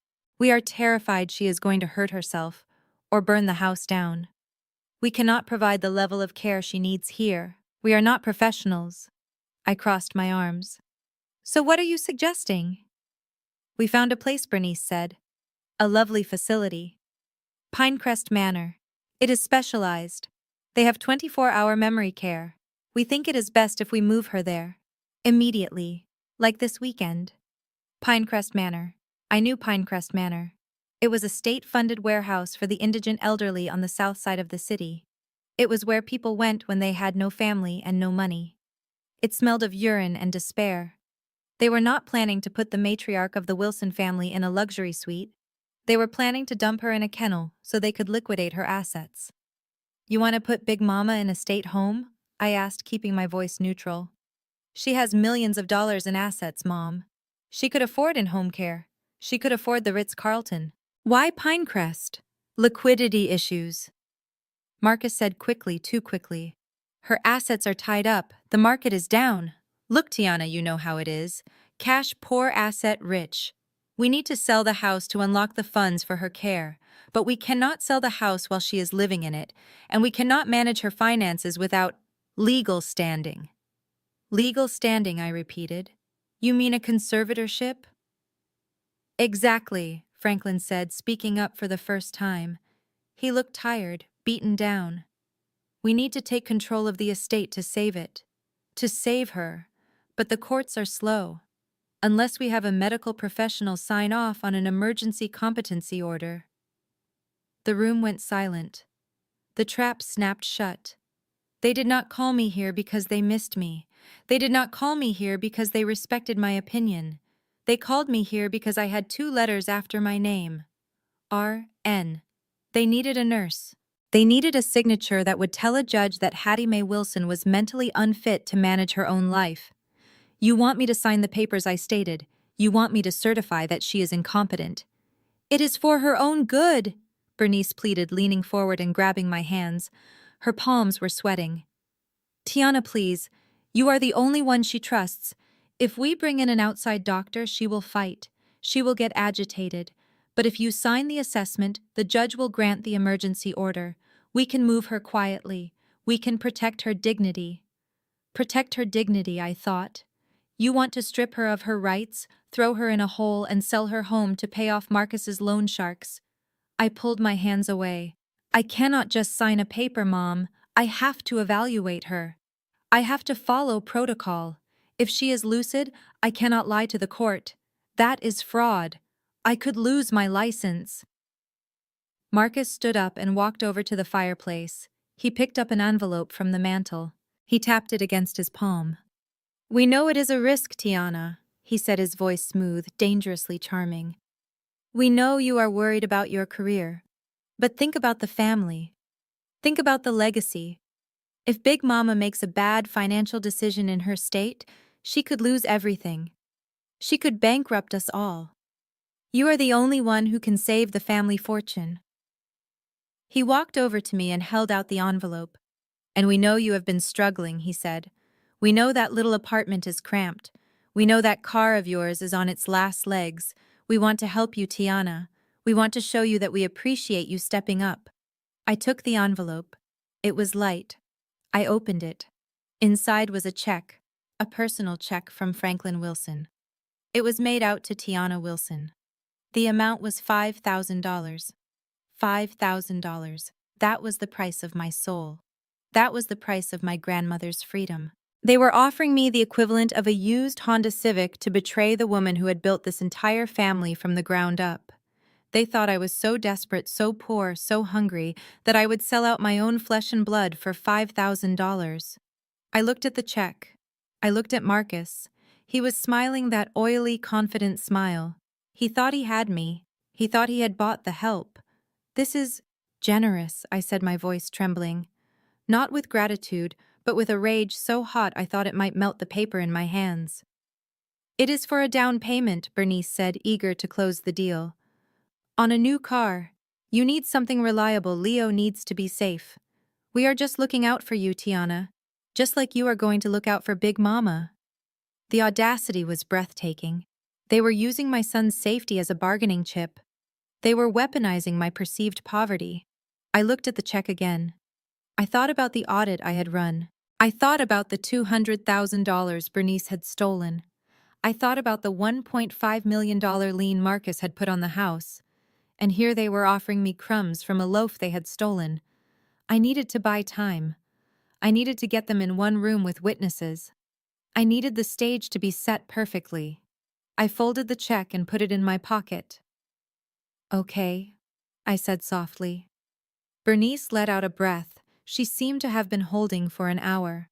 "Thank God. You are doing the right thing, Tiana." "I will do it," I continued. "But not tonight. I need to observe her. I need to make it look official so the courts do not question it." "When?" Marcus demanded, his patience thinning. "We are on a timeline here, Tiana." "Your birthday," I said. Marcus blinked. "My birthday?" "Yes," I said. "Your birthday party is next week. It is going to be a big event, right? Lots of people. The bishop will be there. Big Mama will be there. So? So I will do the evaluation that morning." I lied. "I will spend the day with her. And then at the party during the toast, I will announce that we are making a decision as a family to prioritize her health.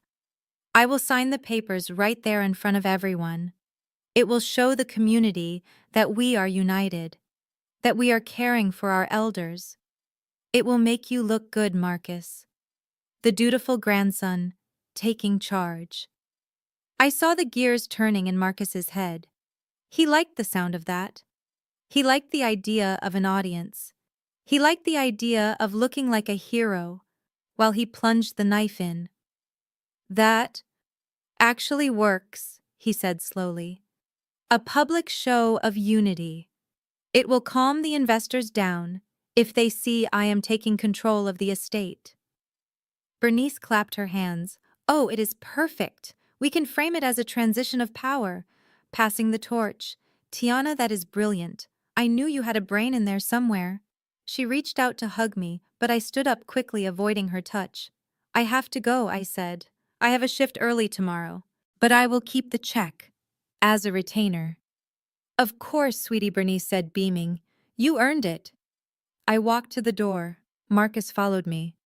"Hey, Tiana," he said, his voice dropping low. I turned. "Yes?" "Do not back out," he said, his eyes cold. "You took the money. You are in this now. If you try to pull anything, if you try to act righteous at the last minute, remember what I told you on Christmas. I can make problems for you. Big problems." I patted my pocket where the check lay against my hip. "I understand, Marcus. I am not going to back out. I am going to give you exactly what you deserve." He smirked. "Good. See you at the party. Try to dress nice. It is going to be high class." I walked out to my car. The night air was freezing, but I rolled down the windows anyway. I needed to feel the cold. I needed to scrub the feeling of their greed off my skin. I drove a few blocks and then pulled into a gas station parking lot. I took the check out of my pocket. $5,000. Signed by a man who had watched his son threaten me and done nothing. I pulled out my phone and took a picture of the check. Another piece of evidence. Another nail in the coffin. Then I tore the check into tiny pieces. I let them flutter out the window into the trash can. I did not need their money. I made $5,000 before lunch on a slow Tuesday. I picked up my phone and called Sarah. "It is me," I said. "The timeline has moved up. Marcus's birthday is in 6 days. We will be ready," Sarah said. "The legal team has drafted the motions. The private investigator has the photos of the casino withdrawals. And the transfer of the deed? It is recorded?" I asked. "Recorded and notarized," Sarah confirmed. "The house legally belongs to you, Tiana. As of this morning, Big Mama signed the quitclaim deed. You are the owner of record." "Good," I said. "And Sarah?" "Yes? Get me a security team for the party. 4 guys. Big ones. I have a feeling Marcus is going to get violent when he realizes he is celebrating his birthday in my house." "Consider it done." I hung up and merged back onto the highway. The plan was set. They wanted a signature? I was going to give them one. But it wasn't going to be on a competency hearing. It was going to be on an eviction notice. They wanted to put Big Mama in a home. They were about to find out what it felt like to be homeless. I turned up the radio. I drove fast. For the first time in weeks, I wasn't just surviving. I was hunting. And the prey had just invited me to dinner. The driveway of the estate looked like a showroom for a luxury car dealership. Bentleys, Mercedes, G-Wagons, and Porsches lined the pavement, their polished chrome gleaming under the strategic floodlights Marcus had rented for the evening. Valets in crisp white jackets were sprinting back and forth, parking cars that cost more than most people earned in a decade. I parked my Honda a block away on the public street. I did not want a valet ticket. I wanted a quick exit route. I checked my reflection in the rearview mirror. I was not wearing scrubs tonight. I was wearing a floor-length emerald green silk gown that draped over my body like liquid money. It was vintage Valentino, and I had bought it at an auction in Paris 3 years ago during a business trip I had told my mother was a nursing conference. My hair was swept up in an intricate twist, revealing the diamond studs that were real, flawless, and entirely mine. I took a deep breath. Tonight was not a party. It was an execution. And I was the executioner. I walked up the driveway, the cold February wind biting through my wrap, but I did not feel it. My blood was running too hot. I could hear the music thumping from inside a live jazz band playing standards with a smooth, expensive rhythm. The front door was open, flanked by security guards who looked more like bouncers at an exclusive club. I nodded to them. They were not Marcus's security, they were mine. I had hired them through my company and instructed them to blend in until I gave the signal. One of them, a massive man named Tiny, gave me a subtle nod back. We were ready. I stepped into the foyer and the sensory overload hit me instantly. The house had been transformed. The furniture had been moved out, replaced by high-top cocktail tables and a massive bar made of sculpted ice. Waiters circulated with trays of caviar blinis and truffle arancini. The air smelled of expensive perfume orchids and the distinct metallic tang of desperation masked by opulence. The guests were the who is who of Atlanta's black elite. There were bishops from the mega churches, local politicians, doctors, lawyers, and business owners. These were people who valued reputation above all else, people who could make or break a career with a phone call, and Marcus had invited them all to witness his ascension. I moved through the crowd, a ghost in green silk. People glanced at me, their eyes widening in confusion. They did not recognize the woman in the Valentino gown. They were looking for the downtrodden nurse, the charity case, the disappointment. I spotted Tiffany holding court near the ice sculpture. She was wearing a dress that was clearly designed to show off every curve she had bought with my grandmother's money. She was laughing loudly, her head thrown back, her hand resting possessively on the arm of a state senator. When she saw me, her laughter died in her throat. She looked me up and down, her eyes lingering on the silk of my dress. Confusion warred with jealousy on her face. "Tiana," she said, her voice shrill. "What are you wearing? Did you rent a costume?" I smiled at her. It was a cold, sharp smile. "Hello, Tiffany. You look expensive. I hope you kept the receipt." Before she could respond, I kept moving. I was not here for the small fish. I was here for the shark. I found Marcus in the great room. He had set up a stage at the far end, complete with a podium and a massive projection screen. He was shaking hands, clapping men on the back, acting the part of the benevolent tycoon. He looked good, I had to admit. The suit was bespoke, the watch was a Rolex, and the confidence was radiating off him in waves. But I knew what was underneath. I knew about the sweat stains on his collar, the trembling of his hands when he thought no one was looking, the mountain of debt that was crushing him. Bernice was by his side, playing the role of the proud queen mother. She was greeting guests, accepting compliments on her son's behalf, soaking up the adoration. When she saw me, she froze. She excused herself from a conversation with the bishop's wife and rushed over to me, her face tight with anxiety. "You came," she hissed, gripping my arm. "And you are wearing that? Where did you get that dress? Did you steal it from a patient?" I gently removed her hand from my arm. "I bought it, Mom, with money I earned." "Is Big Mama here?" "She is in the front row," Bernice said dismissively. We wheeled her in. "She looks presentable." "Now listen to me, Tiana. Do not mess this up. Marcus is going to make the announcement in 10 minutes. When he calls you up, you come up. You smile. You sign the papers. And you get off the stage. Do not try to make a speech. Do not try to be the center of attention. Just do your job." "My job," I repeated. "Yes, Mom. I will do my job." "Good," she said, smoothing her dress. "And fix your face. You look too intense.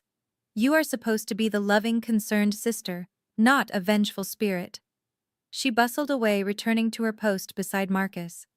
I walked toward the front of the room. Big Mama was there, sitting in her wheelchair, dressed in her Sunday best. She looked frail, small, and tired. But when I knelt beside her, her eyes snapped open, and they were clear as glass. "Are you ready, baby girl?" she whispered. I squeezed her hand.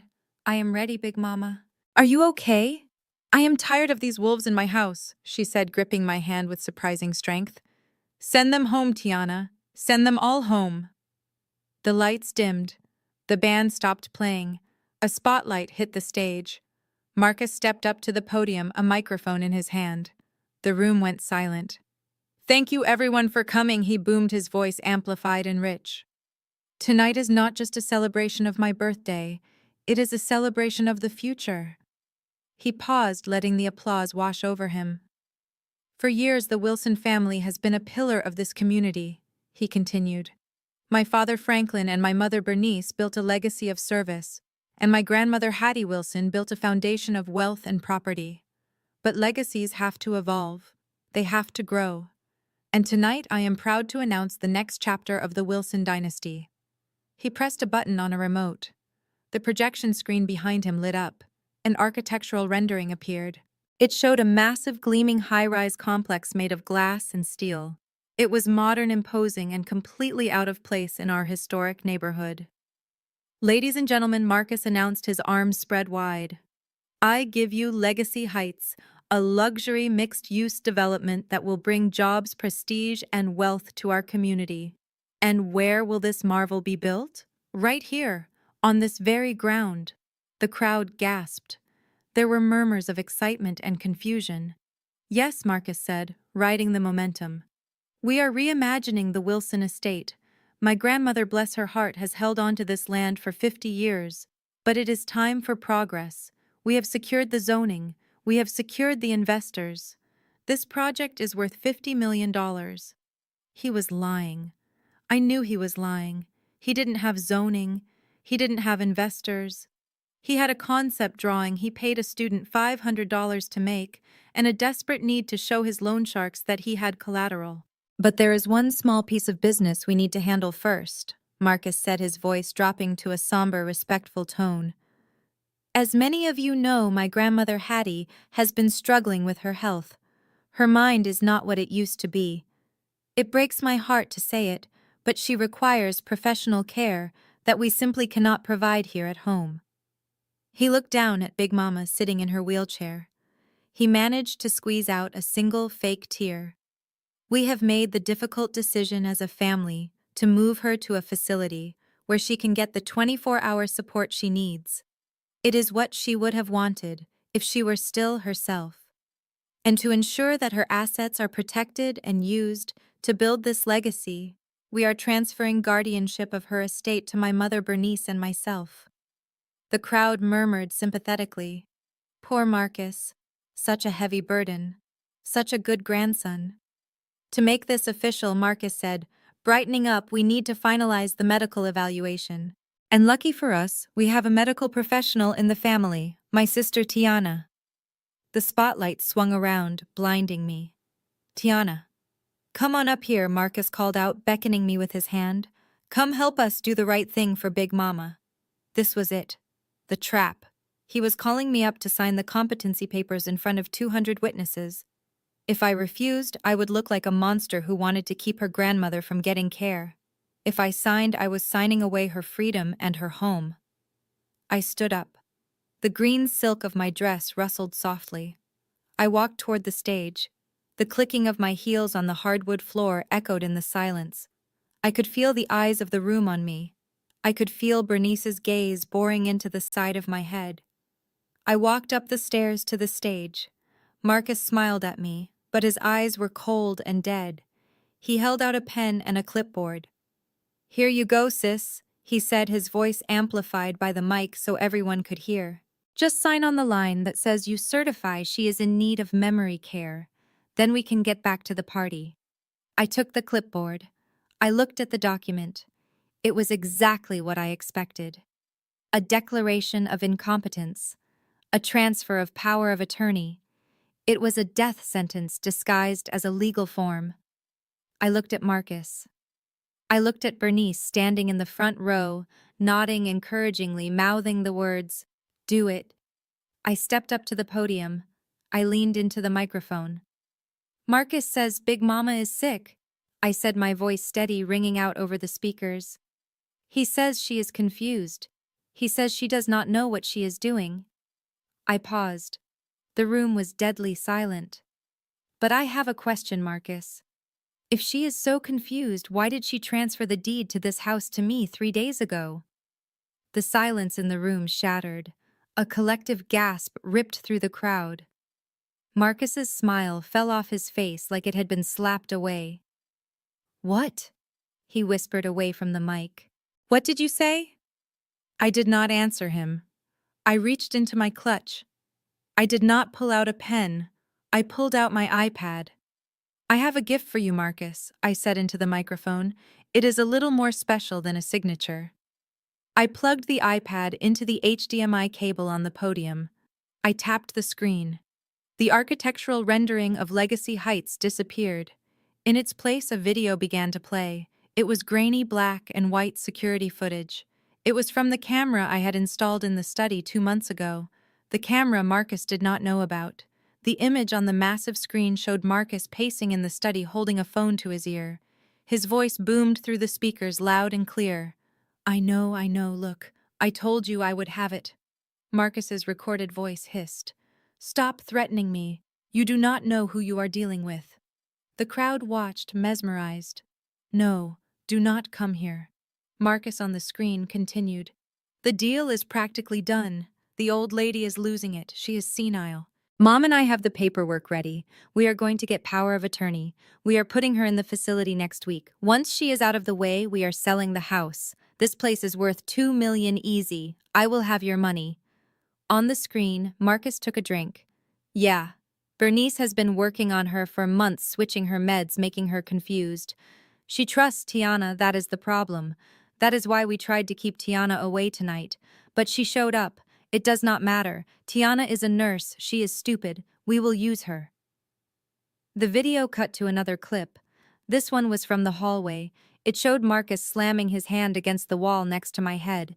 It showed him leaning in, threatening me. Sign that competency hearing paperwork on Monday. Marcus's voice snarled. You tell the judge that Big Mama is losing her mind. You refuse or you open that mouth of yours, and I will burn your life to the ground.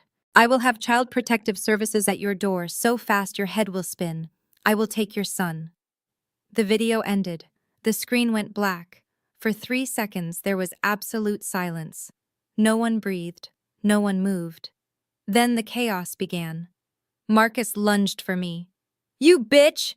He screamed, his face contorted into a mask of pure violence. Turn it off! Turn it off! He reached for the iPad, but he never made it. Tiny, the security guard I had hired, vaulted onto the stage. He moved with a speed that defied his size. He grabbed Marcus by the back of his expensive suit jacket and slammed him face first into the podium. Stay down!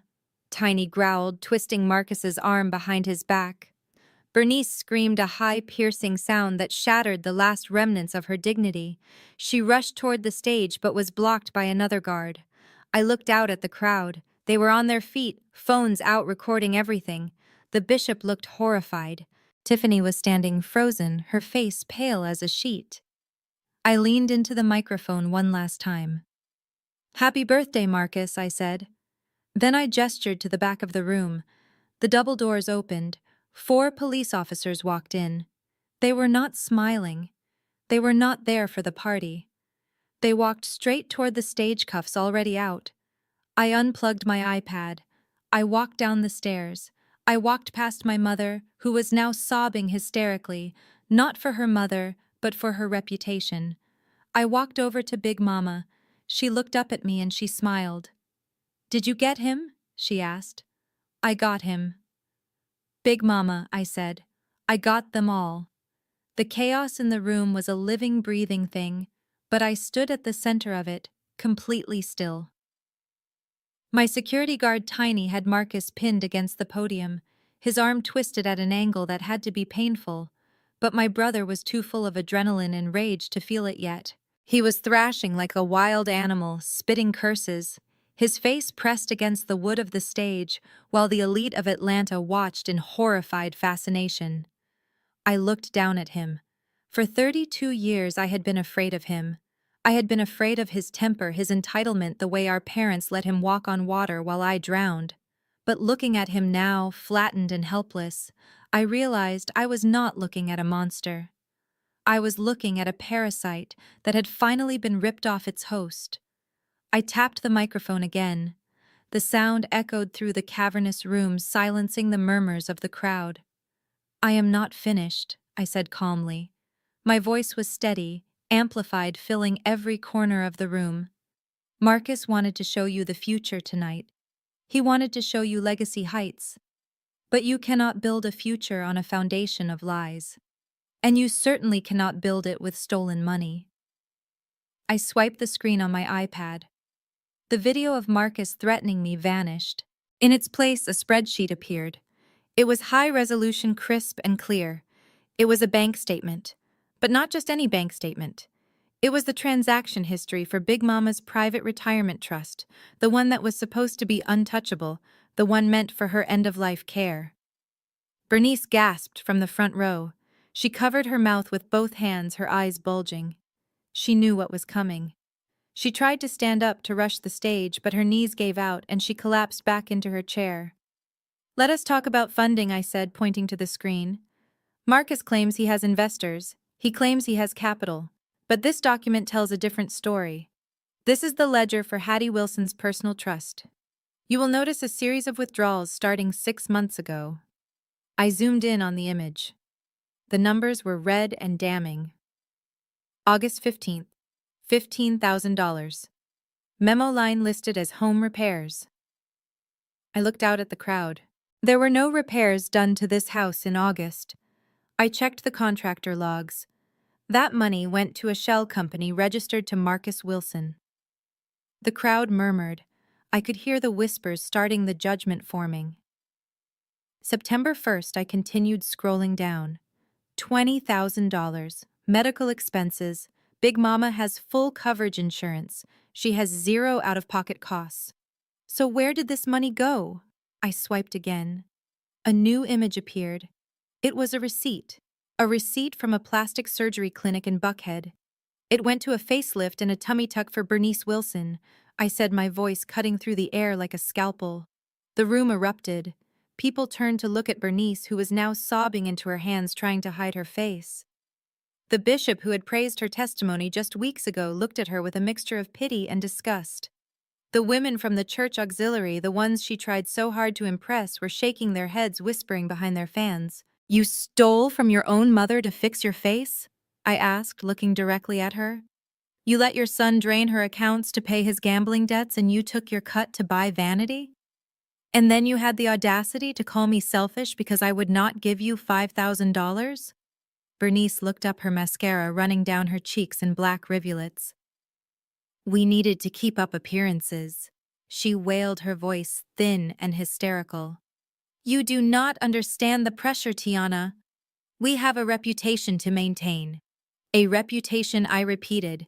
"You are right, Mom. You do have a reputation. And tonight, you just cemented it. You are a thief." I turned back to the screen. "But the theft is not the worst part," I said. "The money can be replaced. But the betrayal? That is permanent." I swiped again. A new document appeared. It was an email chain. The subject line read, "Urgent Liquidation Strategy." It was between Marcus and a man named Vinny. I knew Vinny. Vinny was a loan shark who operated out of a strip club on Stewart Avenue. The email was dated 2 weeks ago. "The old lady is a problem," Marcus had written. "She is too healthy. She is not dying fast enough. We need to move her. Once she is in the facility, we can power of attorney the deed and sell. I will have your cash by the 1st of the month. Just hold off on the kneecaps." The crowd gasped in unison, a collective intake of breath that sucked the oxygen out of the room. This was not just fraud. This was a conspiracy to imprison an elder. This was a grandson selling his grandmother down the river to save his own skin. Marcus roared from the floor of the stage. "That is fake! She doctored it! She is a liar!" I looked down at him. Tiny leaned a little harder on his shoulder and Marcus grunted in pain. "It is not fake, Marcus," I said. "And neither is the eviction notice you are about to receive." Tiffany, who had been standing frozen near the ice sculpture, suddenly moved. She walked toward the stage, her face pale as a sheet. She looked at the screen. She looked at Marcus pinned to the floor. She looked at the fake Hermes bag still clutched in her hand. "You told me you were rich," she screamed, her voice cracking. "You told me you owned this house. You told me the money was from a tech buyout." Marcus tried to lift his head. "Tiff, baby, listen to me. It is just a setback. We are going to be fine. This is just Tiana trying to ruin our moment." "Our moment?" Tiffany yelled. "You bought my engagement ring with your grandmother's medicine money? You are broke?" She looked around the room, realizing that every social climber, every important contact, every person she wanted to impress, was watching her husband be exposed as a fraud. Her social currency had just crashed to zero. "I am done!" she shrieked. She pulled the diamond ring off her finger. It was a massive stone, or at least it looked like one. She threw it at him. It hit the wooden floor and bounced with a hollow plastic sound. Even the ring was a lie. "I am leaving you," she yelled. "And I am taking the car." She turned and ran toward the door, pushing guests out of her way. The sound of her heels retreating was the only sound in the room for a moment. I turned back to the microphone. "Marcus tried to sell you a dream tonight." I said, my voice softer now, but no less intense. "He tried to sell you Legacy Heights. He tried to sell you the idea that he was the future of this family. But there is one thing Marcus forgot to check before he printed those brochures. He forgot to check who actually owns the land he is standing on." I swiped one last time. The final document appeared on the screen. It was a deed. A quitclaim deed. It was dated 3 days ago. It was signed by Hattie Mae Wilson, and the grantee, the person receiving the property, was clearly listed. Tiana Wilson. Big Mama did not sign a competency hearing, I said. She signed a transfer of ownership. This house does not belong to the estate, it does not belong to Bernice, and it certainly does not belong to Marcus. I leaned closer to the mic. It belongs to me. The room went dead silent again. The weight of that revelation settled over them. I was not just the nurse anymore. I was the landlord. I was the owner. I held the keys, the bricks, the mortar, and the land. Marcus stopped struggling. He went limp under Tiny's grip.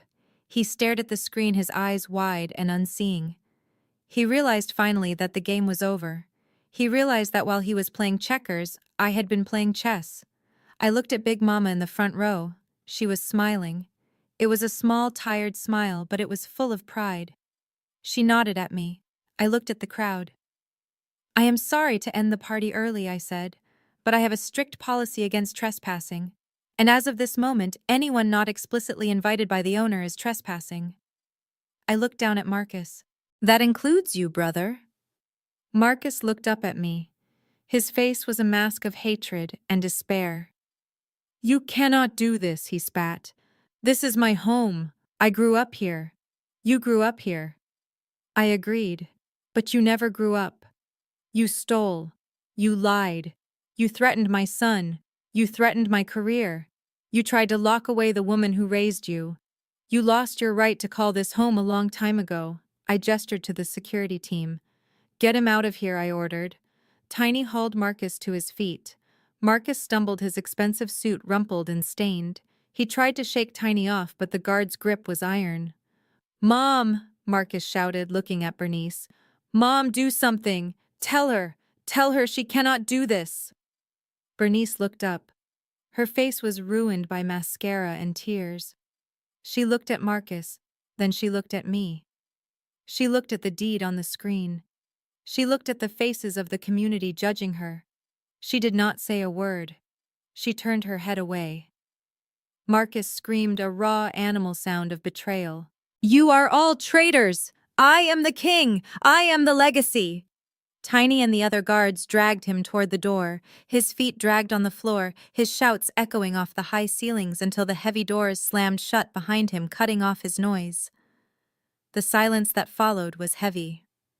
I looked at Bernice. You should probably go check on him, I said. He is going to need a ride. I hear the bus stops running at midnight. Bernice stood up shakily. She gathered her purse. She tried to muster some dignity, straightening her jacket, but it was gone. The illusion was shattered. I will never forgive you for this, Tiana, she whispered. You humiliated us. No, Mom, I said. You humiliated yourself. I just turned on the lights. She walked out, following the path her son had been dragged down.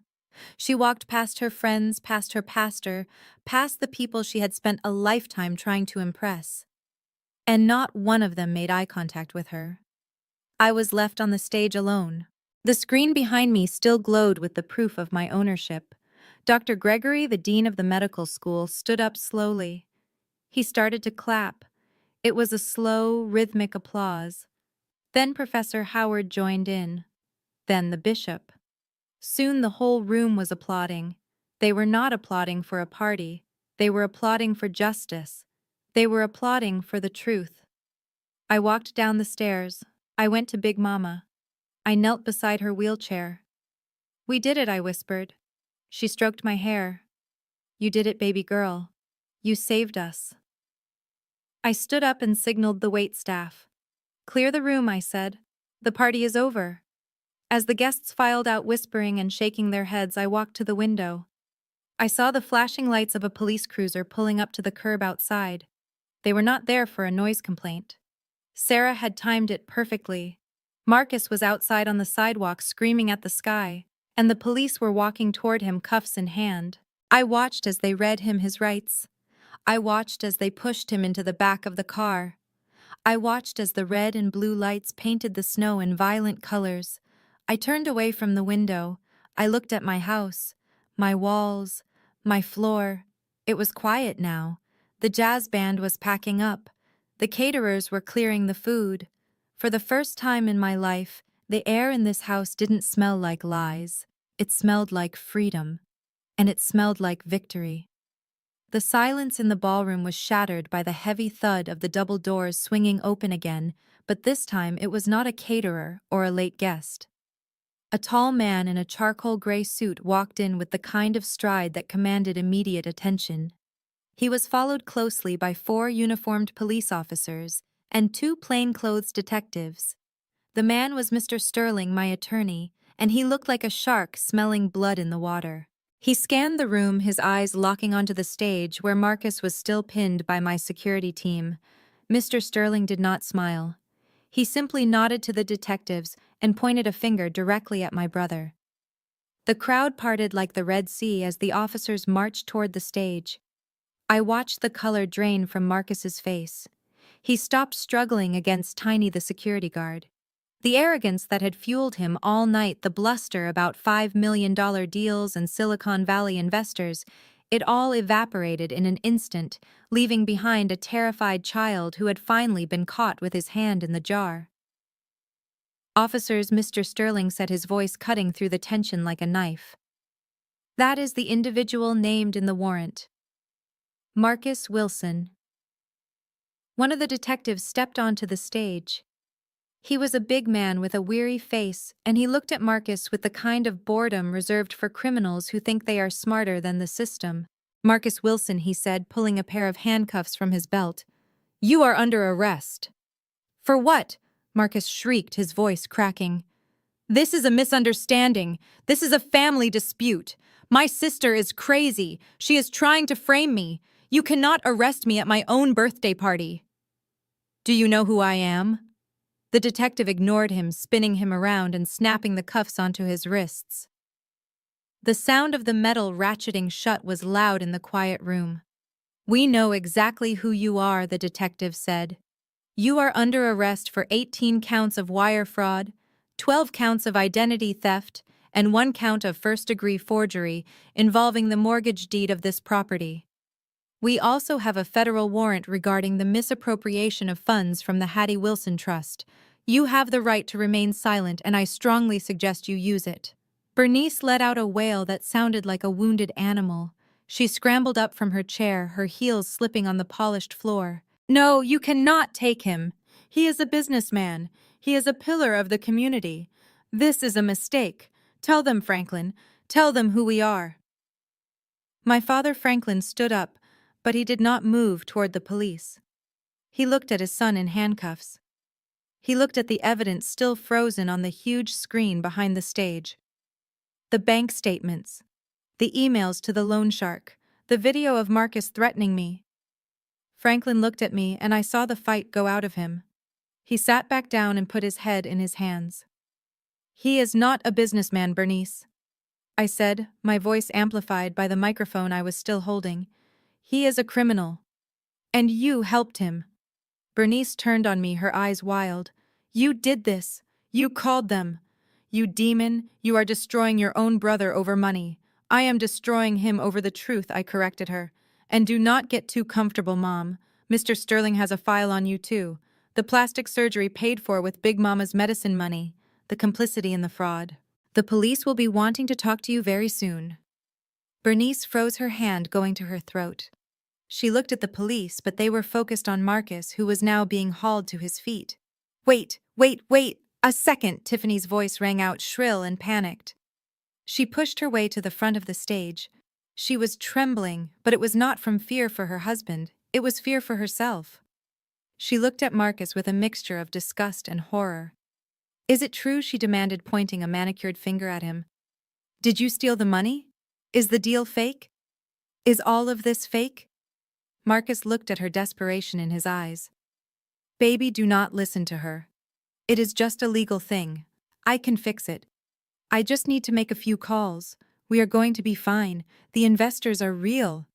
"You liar!" Tiffany screamed. She looked around the room at the people staring at her. She saw the judgment in their eyes. She saw her social standing evaporating. She made a calculation in that split second. She decided to cut the anchor before she drowned. "I did not know," she yelled, turning to the detective. "I want it on the record. I did not know anything about this. He lied to me. He told me he was a venture capitalist. He told me the money was from his exits. I am a victim here, Tiffany Marcus pleaded. Don't do this. Do not talk to me. Tiffany spat. She reached up and unclasped the diamond necklace she was wearing, the one Marcus had given her for Christmas, presumably bought with the same stolen funds. She threw it at him. It hit his chest and fell to the floor. I am divorcing you, she announced, loud enough for the back row to hear. I am filing tomorrow. I am taking the kids and I am going to my parents' house.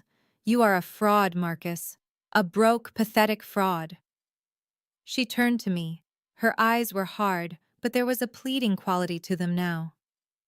Tiana, you know I did not know, right? You have to tell them I was not involved. I have a reputation. My family has a reputation. I looked at her. I looked at the woman who had sneered at my scrubs an hour ago, the woman who had treated my son like a contagion. You spent the money, Tiffany, I said coldly. You wore the clothes, you drove the cars. Ignorance is not a defense when you are living on the proceeds of a crime. You can explain it to the judge. Tiffany let out a strangled sob and ran for the door, pushing past the police officers who were leading Marcus away. The crowd parted for her, not out of respect, but out of the desire to avoid the blast radius of her implosion. Marcus was struggling now, trying to dig his heels into the floor as the officers dragged him toward the exit. He looked back at the screen where his face was still projected, frozen in a moment of arrogance that felt like a lifetime ago. Mom, help me, he screamed. Do not let them take me. Bernice was sobbing hysterically, reaching out for him, but she did not move her feet. She stayed in her safe zone, watching her golden child being tarnished. Just as they reached the double doors, a voice stopped them. Wait. It was not a shout. It was not a scream. It was a command spoken with the quiet authority of an earthquake. The officers stopped. They turned around. Big Mama Hattie rolled her wheelchair forward into the spotlight.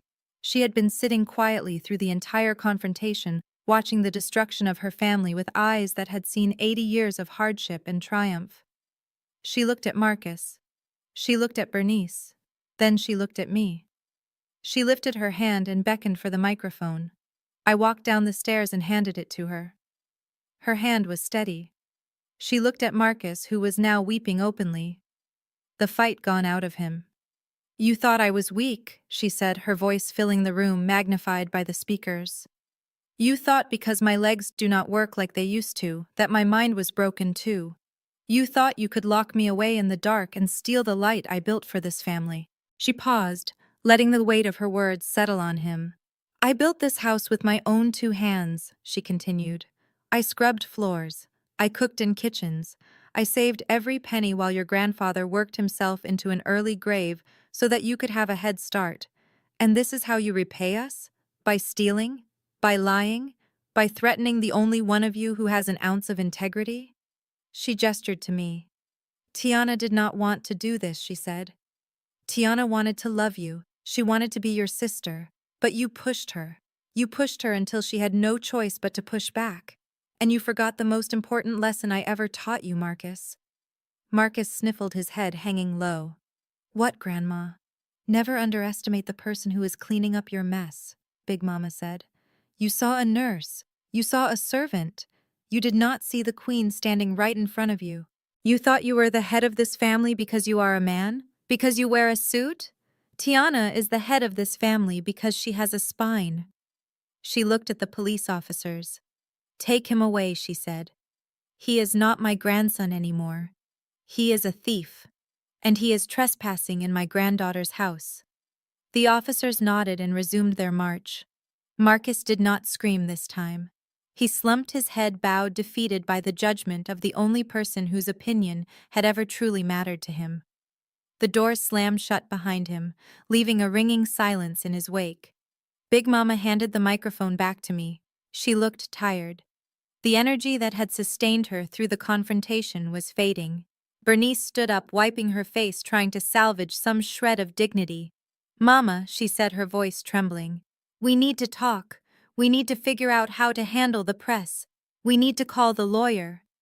Big Mama looked at her daughter with a mixture of pity and exhaustion. There is nothing to talk about, Bernice. You heard Tiana. This is her house. The deed is recorded. The transfer is final. But where will we go? Bernice asked, panic rising in her voice. This is our home. No, Big Mama said. This was my home. And I let you live in it. I let you pretend it was yours. But you broke the rules. You bit the hand that fed you. And now you are going to starve. You have until tomorrow morning to get your things, Big Mama said. Tiana has been kind enough not to throw your clothes on the lawn tonight, but do not test her patience. And Bernice? Yes, Mama? Do not come to my new house. I do not want to see you. I do not want to hear from you. You chose your son over your mother and over your daughter. Now you can go live with the consequences. Bernice looked at Franklin, but he was staring at the floor, a broken man who knew he had no defense. She looked at the crowd, but they were all looking away, pretending to check their phones or whispering to each other. She was alone. I walked over to the security guards. Please escort Mr. and Mrs. Wilson to their rooms, I said. Ensure they only pack their personal belongings. Anything bought with funds from the Hattie Wilson Trust stays here. It is evidence now. The guards nodded and moved toward my parents. I looked out at the guests. The party was over in every sense of the word. The champagne was warm, the food was cold. The illusion of the Wilson dynasty was shattered. Please drive safely, I said into the microphone. Slowly, the guests began to file out. Some of them stopped to apologize to me. Some of them congratulated me. Most of them just wanted to get away from the smell of smoke. I watched them go. I watched the room empty out until it was just me, Big Mama, and the cleaning crew. I sat down on the edge of the stage. My feet hurt in my expensive heels. I felt drained, hollowed out. But I also felt lighter. The weight of their expectations, the burden of their cruelty, it was all gone. Big Mama rolled over to me. She put her hand on my knee. You did good, baby girl, she said. I looked at her. Did I? I asked. I sent my brother to jail. I made my mother homeless. They did that to themselves, Big Mama said. You just signed the paperwork. She looked around the empty room at the banners celebrating a lie, at the ice sculpture melting into a puddle. It is a big house, she said. What are you going to do with it? I looked at the high ceilings, the crystal chandeliers, the marble floors. It was a beautiful house, but it was filled with ugly memories. I do not know, I said. I do not think I want to live here. Good, Big Mama said. Neither do I. It has too many stairs. I laughed. It was a weak, tired laugh, but it was real. We could sell it, I said. We could take the money and buy a place with a view, somewhere quiet, somewhere with no guest room for uninvited people. I like that idea, Big Mama said. And Tiana? Yes, ma'am? Buy yourself a new car. That Honda is embarrassing. I smiled. I leaned my head on her shoulder. Okay, Big Mama, I said.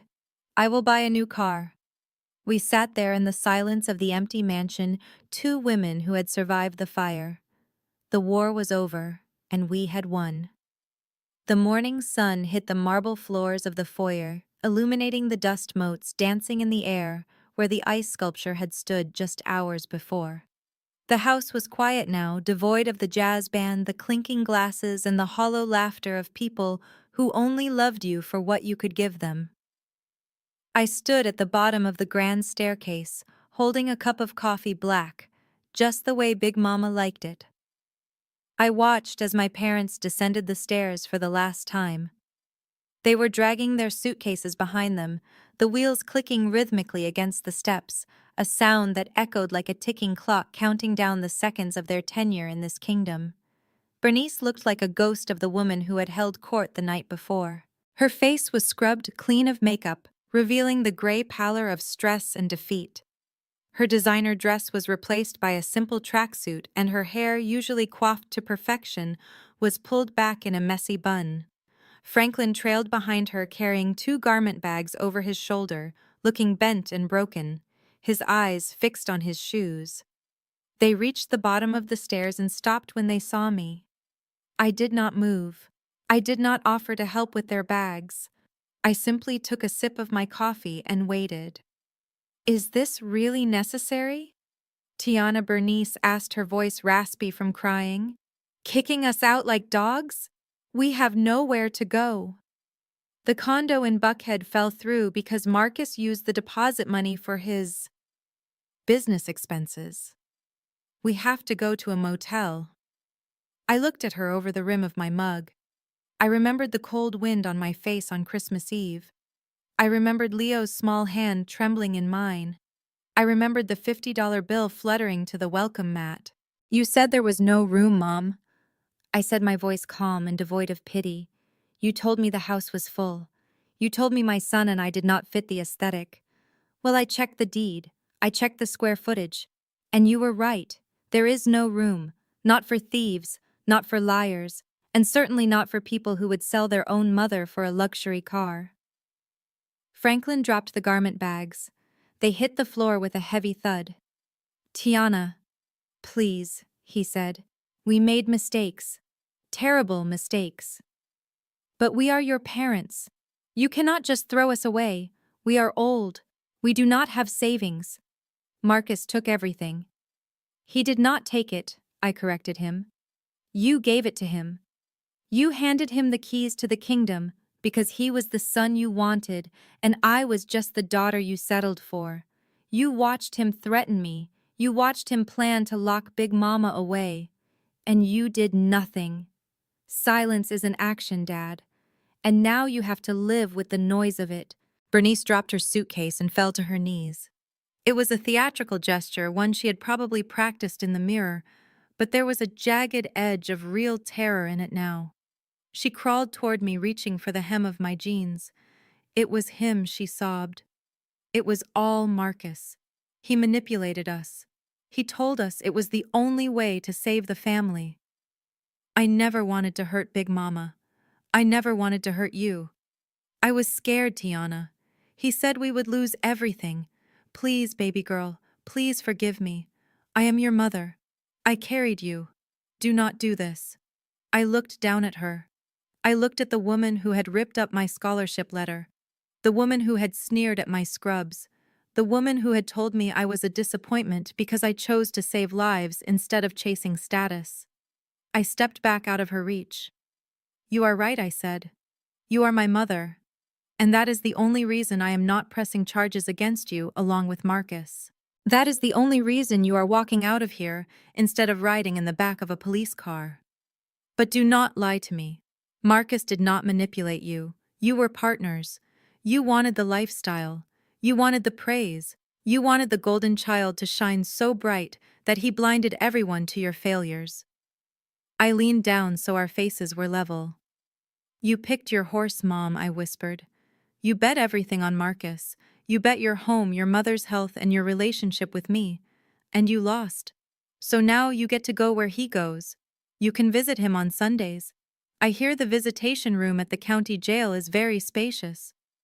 Bernice wailed a sound of pure despair. She slumped onto the floor, weeping into her hands.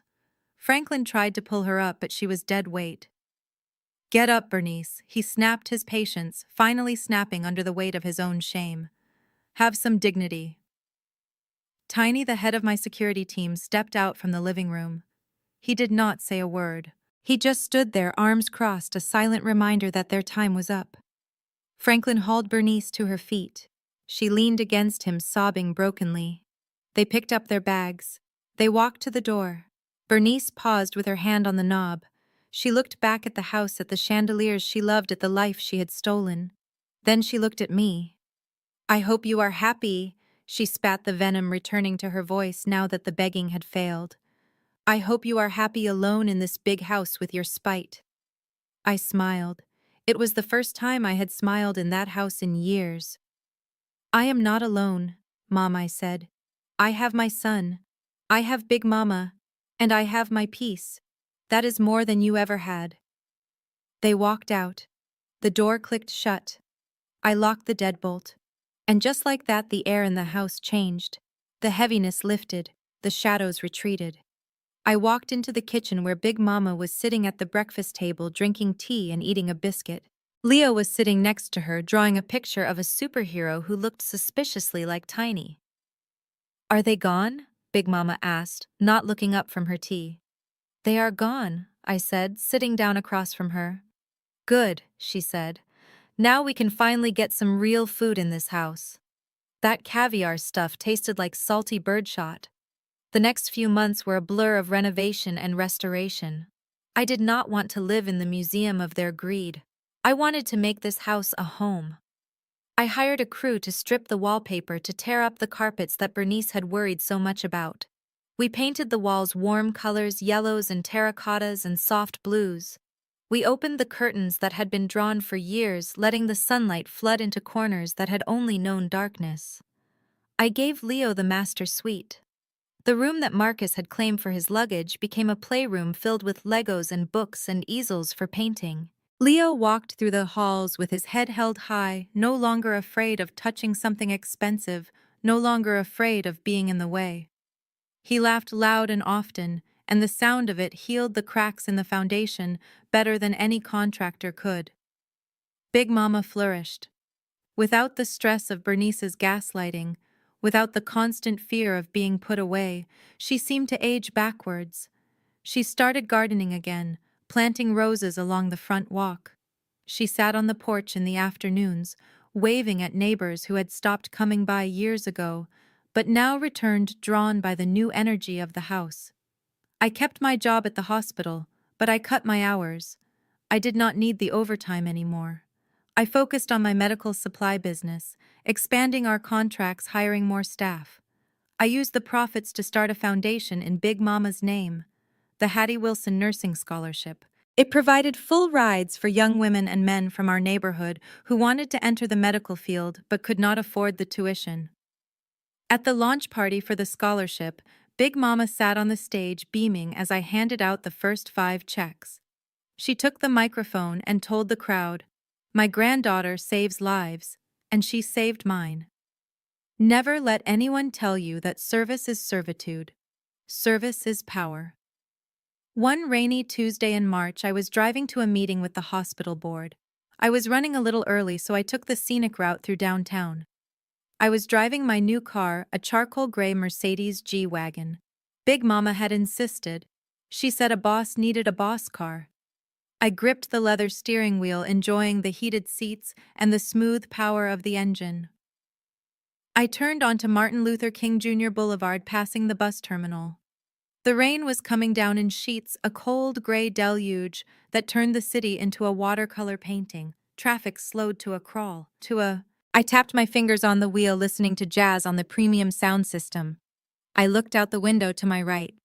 There at the bus stop, huddled under the narrow shelter, were 2 figures. They were surrounded by plastic bags and a few battered suitcases that had seen better days. The woman was wearing a plastic poncho over a coat that looked too thin for the weather. Her hair was wet, plastered to her skull.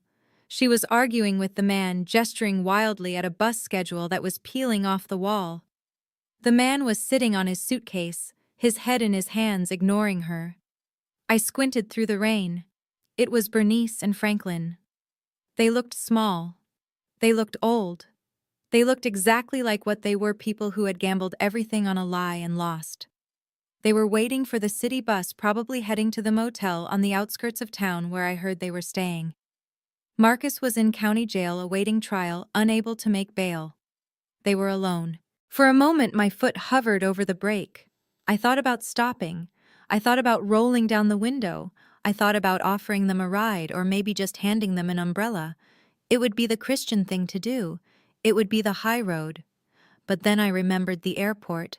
I remembered the $50. I remembered Marcus's hand slamming against the wall next to my head. I remembered the look on my son's face when his own grandmother slammed the door on him. I remembered that forgiveness did not mean access. I remembered that I had saved myself, and I had a responsibility to protect that peace. Bernice looked up. She scanned the line of cars stopped in traffic. Her eyes glazed over my Mercedes. She looked right at me, but she did not see me. She saw a luxury car. She saw wealth. She saw a world she was no longer part of. She did not recognize the daughter behind the tinted glass. I didn't honk. I didn't wave. The traffic light turned green. I moved my foot from the brake to the accelerator. The engine purred a low, powerful growl. I pressed down and the car surged forward, leaving the bus stop behind, leaving the rain behind, leaving them behind.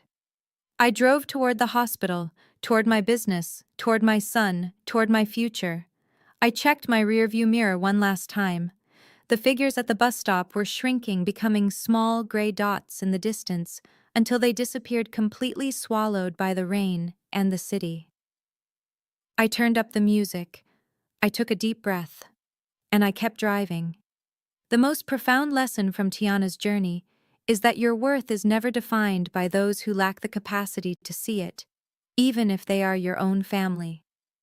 While they chased the shallow illusion of success, Tiana built the reality of it in silence. She proved that true power isn't about being loud, it's about being effective. We learned that walking away from toxic blood ties isn't an act of weakness, but a necessary declaration of self-respect. You don't need to fight for a seat at a table where you aren't respected when you have the power to build your own empire. If this story of justice and resilience resonated with you, please hit the like button and subscribe for more. Have you ever had to cut off a family member to protect your peace? Let me know in the comments below.